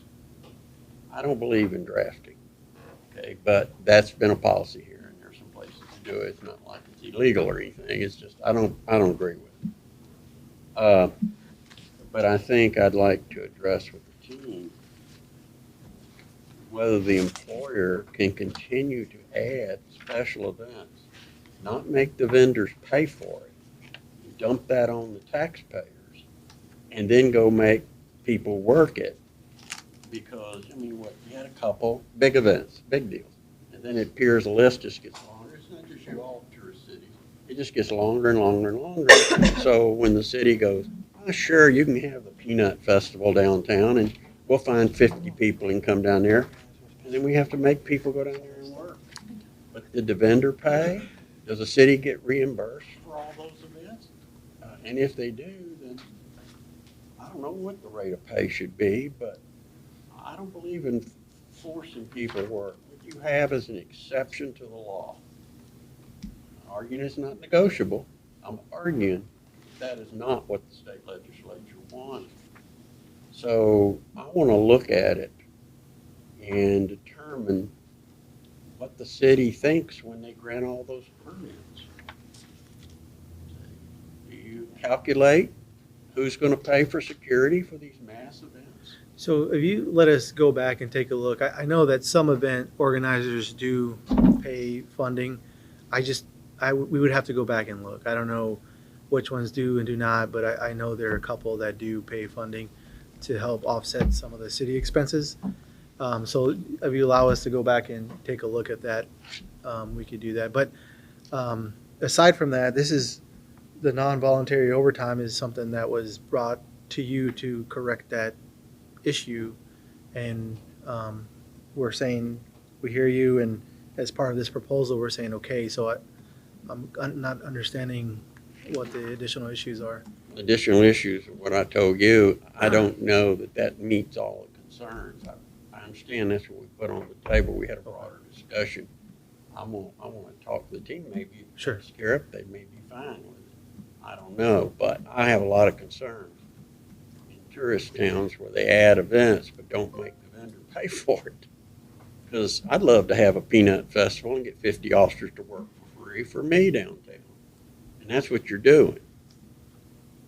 Yeah, again, like I said a second ago, I don't think that's what we're doing. Are you getting the money for the cost of special events? Go outside of the norm. Let me go back and take a look. But in addition to having these events, is economic development, is bringing, people to Corpus to spend money on, food or whatever it might be. So, us having these events is a bigger impact than just having them pay for the overtime. So, again, if you allow us to go back and take a look, if you have questions about that, we could do that. Well, then I think when you make the pitch to the city council, how many police officers it take to police the city? And you say, well, we're okay with 490, but it takes 650 to do it without forcing people to work. Then you didn't hire enough people. Well, we're not okay with 490. Again, over the past 4 years or since Peter's been here, we've added 45 officers. But it's And not enough. that's the most we've added in a long time here in Corpus Christi. So saying that is not accurate. No, it is accurate because It's you inaccurate. obviously cannot do it on 490 or you wouldn't draft people. Well, we don't have 490 until next June timeframe, so. Okay, so you have less than that. So again, we've been staffing up in order to get there. So that's something we are working on. So to say that we're not working on that issue is. No, I didn't say that. What I said was, you need X number of police officers to run the city, and the council decides what they're going to have their hat. And then you add all these things that are not in the day-to-day average person's world. You say, yeah, but they make a buck for the business people. Okay, the people who do the festivals and carnivals and bring those things, you didn't evaluate what the price would be to police those events without forcing people to come out there and work because you did not have enough people. Overtime is not a reward for the employee. It's a punishment of the employer for having insufficient people to do the work. And when they don't have sufficient, if you had sufficient people, it wouldn't be an issue. Chief would say, I got an extra 50 people, I'll put them over there, it's straight down. So I'm asking that if you're going to take the position that you can keep adding events and forcing people to work, I have heartache with that. And that's what's happening. So I'm not making it up. That's exactly what's happening. Okay. And if y'all want to try to remove that out of the contract, No, I want you to pay more than that. more than what you've already proposed? Probably. Stop drafting. So this was a proposal again brought Yeah, this is to in the us. contract. Understand. And we're saying, as part of this overall package, okay. And now you're telling me there's more issues? I'm telling you, I have some further discussion I have on it. Okay, sure. Okay. I may say that's fine. Sounds good.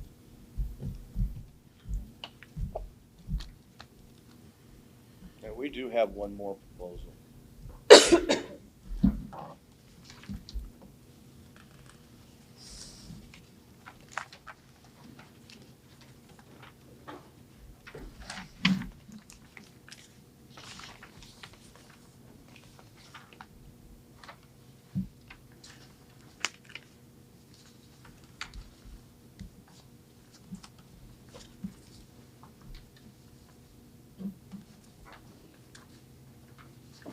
And this one just kind of goes back to what we talked about before we caucused on the removal of the language under the Assistant Chief Green Act of 2023.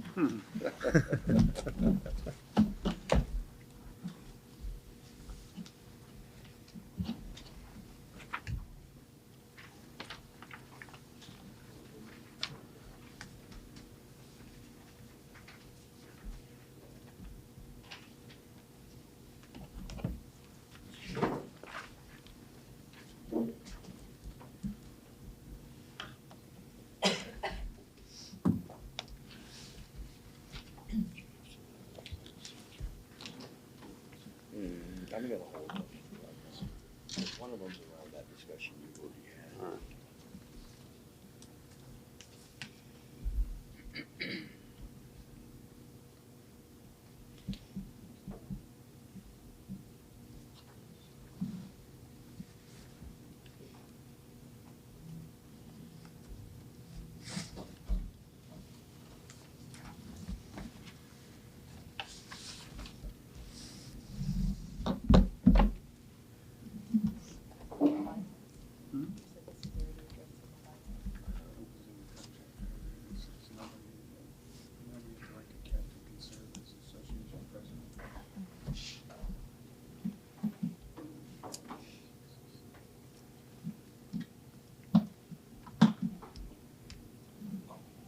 Oh, I see what you're saying. Yeah, yeah.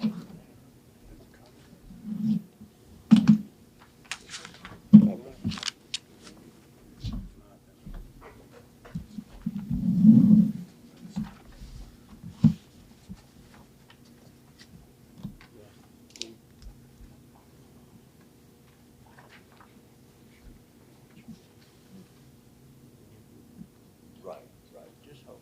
Yeah.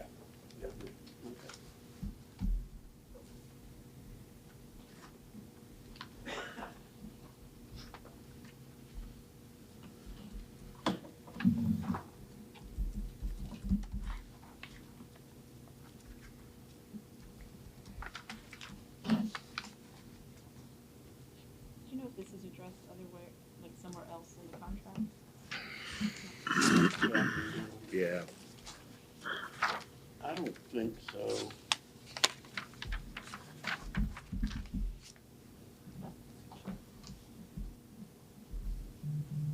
You have to deal with that direct supervisor, Right. but I probably was here when that was put in.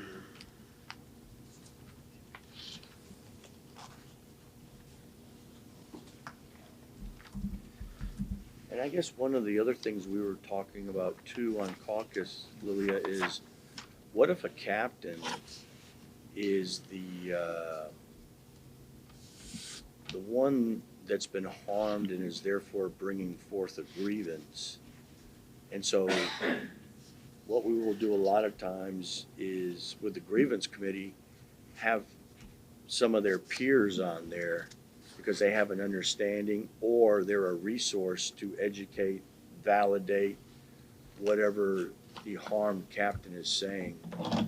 After reviewing that, that would prohibit that. We traditionally don't have captains on there, but just kind of looking ahead, if a captain was the harmed person.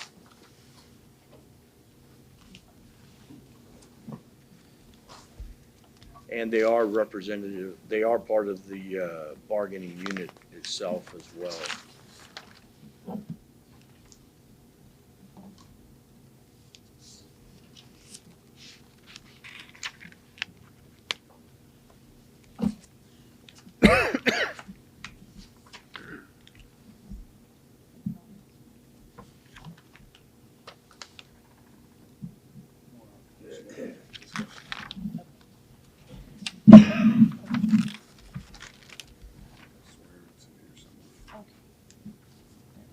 Take that one under. We talked to PD representatives.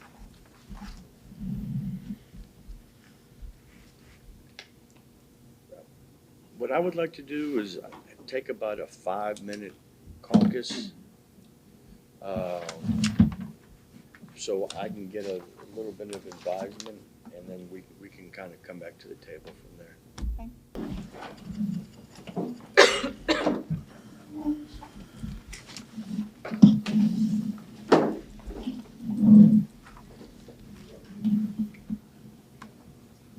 Hey, Chief, Ron changed everything that you had drafted up with him from yellow to green now. So I think that's gonna update everything from there that we still have questions on.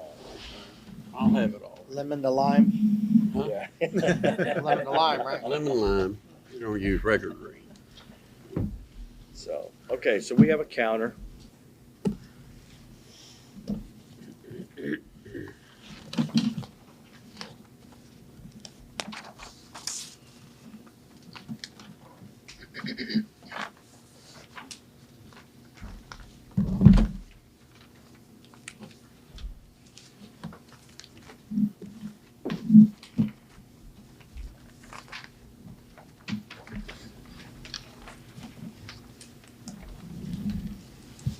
So for clarification, the counter is 8655. But we want to keep the double time for draftable events. We'd like to revisit the HSA. Just kind of recircling what we've talked about, that is out of the healthcare fund that has a surplus in it right now. And have some kind of conversation around on-call. And then we will withdraw patrol pay increase, not the entire concept, but the increase. And the clothing allowance increase, not eliminating clothing allowance, just the increase.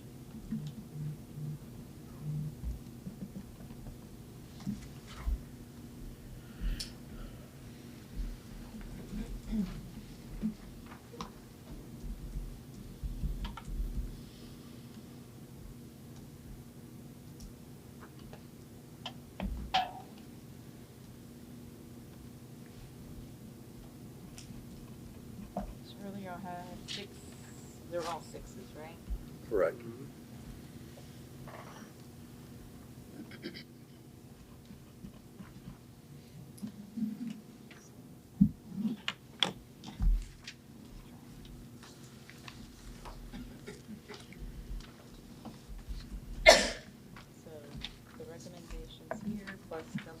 draft HSA on-call. Right, that's correct. And can I revisit the on-call?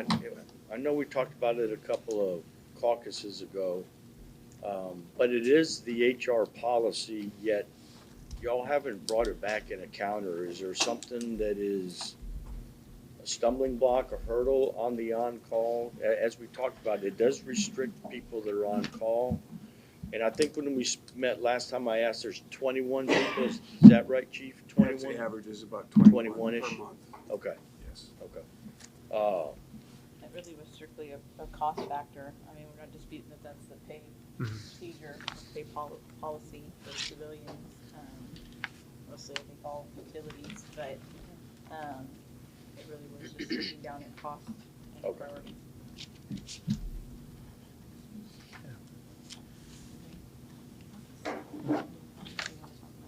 No, I think we're good. I think we're good on caucus. Okay, you also time to caucus? Absolutely. Ready. All right, right before we broke for caucus and I got your counter proposal, I looked at it and asked a question just to make sure I understood the wage proposal and that wasn't any mistakes. I admit I'm not a numbers person, but just on my gut and the numbers we had run, I was pretty confident that this proposal was actually higher than the counter proposal you provided before lunch. But I wanted to get back and have our budget analyst and our assistant budget director and one of our other team members run it. And my gut was right.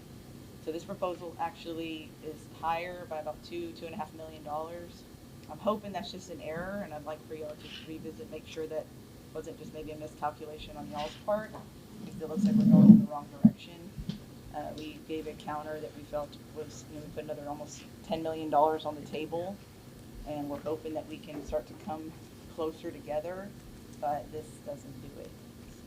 So if I'm understanding what you're saying, you're talking about the totality of the entire value or Sure, well, actually. cost of the package. I mean, it's higher on the wage proposal in of itself, and then it's higher in the totality. Most of it is higher, right? So, yeah, either way you look at it, it's higher.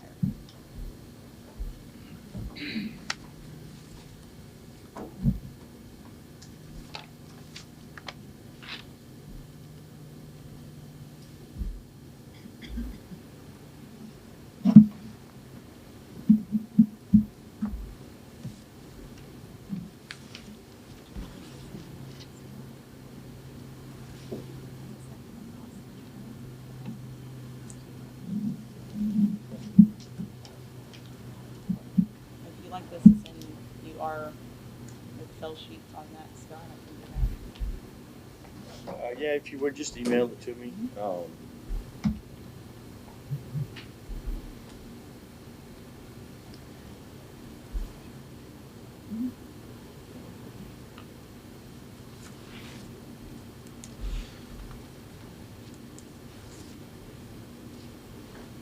Yeah, if you would just email that to me, and then we'll caucus and let y'all know from there. Okay, let me do that. Ready? Starting to feel like Groundhog Day. I've done this a few times.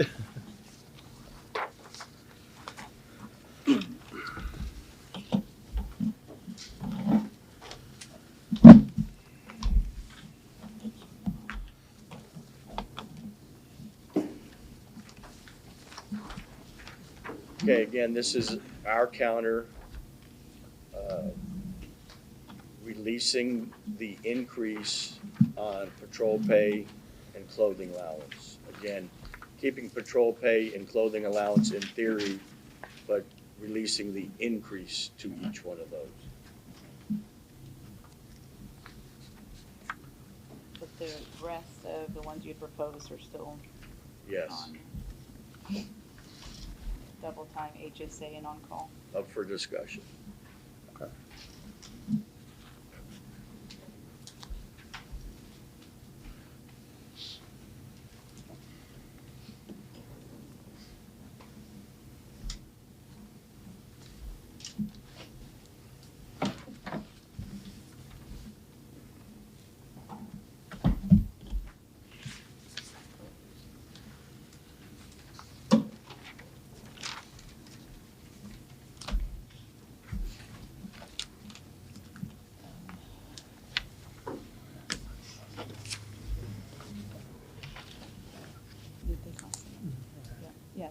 did y'all cost it out before you go back, or?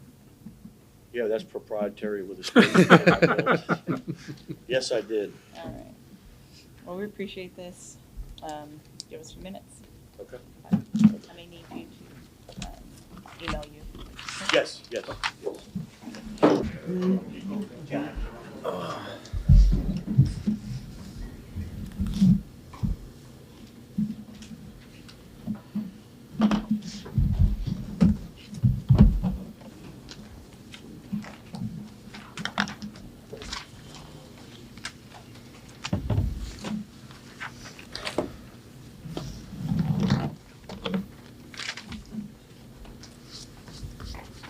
All right, back on. Yes. We have a counter package proposal. We have adjusted the salary increases. We were at 8,222. We've adjusted in year 4 to a 3, 8,223. We've still included the non-voluntary overtime, but we have countered your HSA proposal, much more in line with what the other HSA plans that the city has, which is a tiered plan for single and family. So for the individual, the HSA account contribution would stay at $1,600. For a family who has a higher deductible under the plan, the HSA would increase to the $2,200 you suggested. And again, that falls more in line with what we have for civilians and for fire, since the family or spouse, basically any dependent plan has a higher deductible. And what is fire and the other plan? Isn't there 1,600, 2,600? I believe it's 1,300, 2,600. 1,300? Okay, 13 and 26? Right. Okay.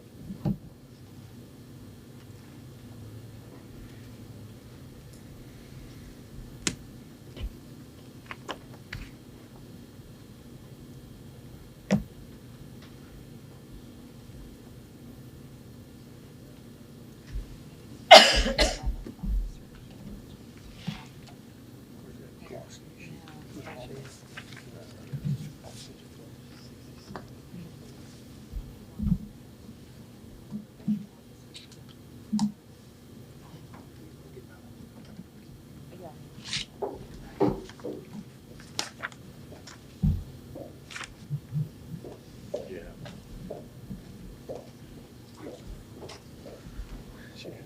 Yeah, she said she has to know about that. We're gonna get you the number of officers that are enrolled either in the spouse or family plan. Or has that. employee and dependent children. Right, Right, yeah, right. either employee spouse or employee family. Got it there.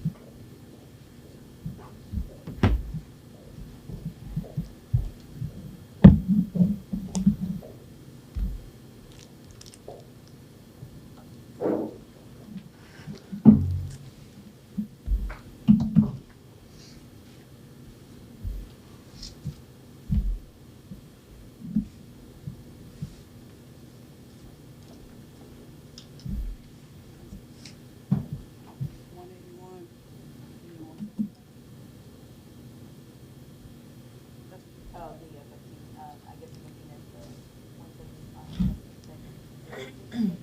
The total. Oh, yeah, receipt yes. increase.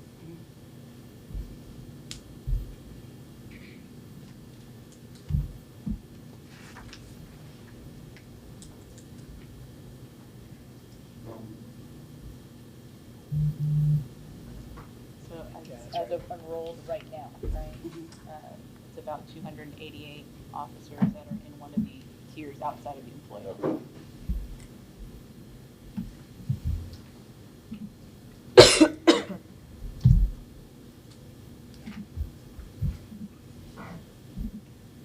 Okay, I guess we'll caucus and let y'all know when we're ready. Ready?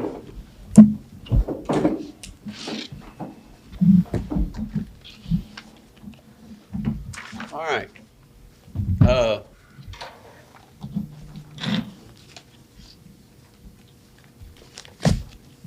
you.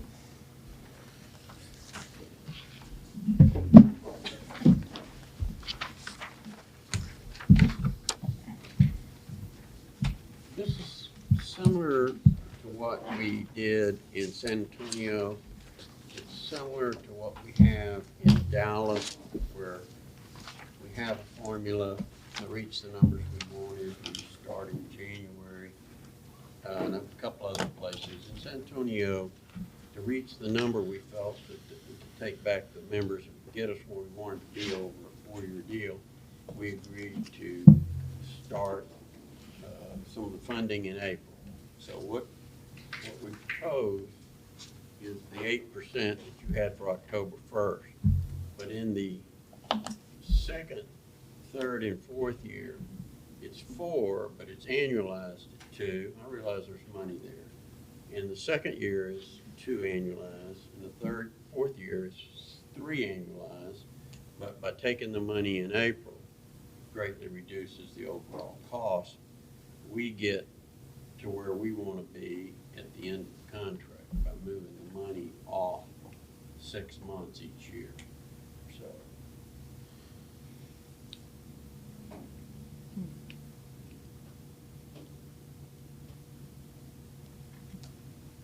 You see that? You see that? Yeah, I do. So, this is signing of the fund, effective on the contract, Mm-hmm. a year and a half. Won't be till April. No, we're taking HSA off today. It's part of the HSA funding off. on that. Okay. So we only still have the, 2 times on the Draft overtime. drafting, and we still have something we want to try to do with on-call, even if we have to do it in a later part of the contract. It's been there for a long, long time. But other than that, we're down to just those 3 things.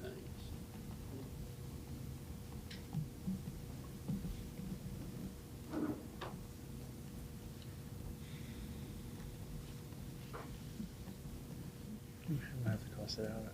I don't know how that would impact everything. Yeah, that's something we can talk about today, or you want to take it up today? I don't think that would work into our formula.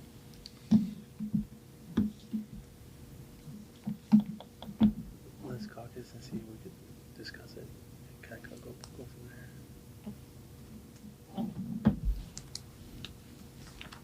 It's gonna create smoke out of somebody's laptop, isn't it? Just still trying to figure out. Just call Maria in San Antonio. She figured it out. That woman's a math whiz. Yeah. That's why she's assistant city manager. She used to just be some lady sitting on the end of the table and just kept moving up. You know Maria?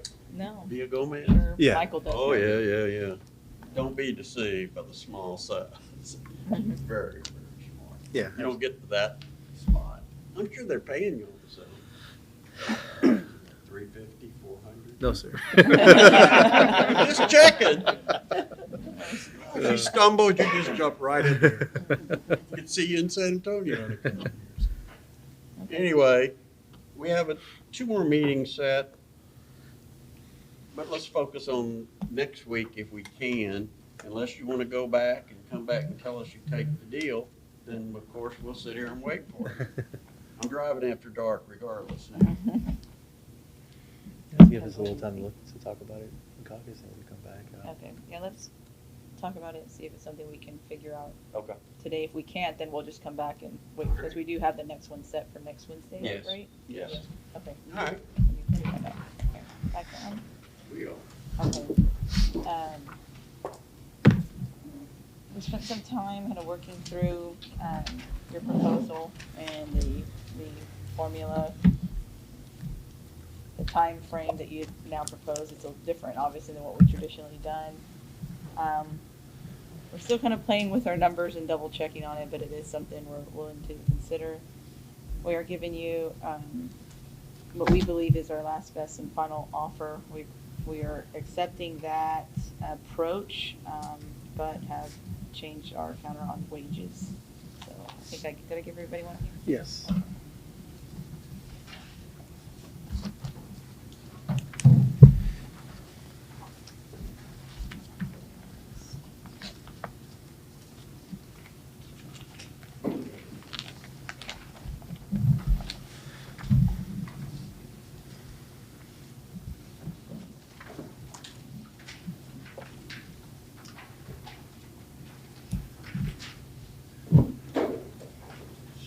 So 8334, and we're still including your proposal on the non-voluntary overtime event. That is the only additional pay that's being included.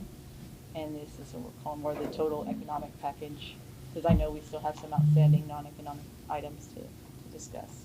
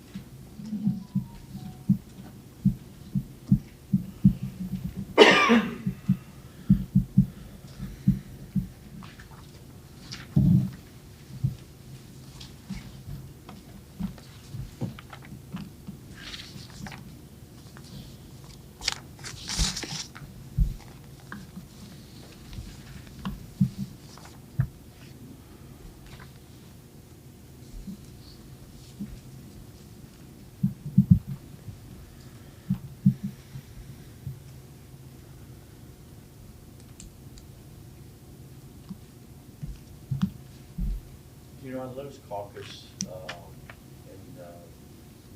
talk, and then we'll get back to you. Okay.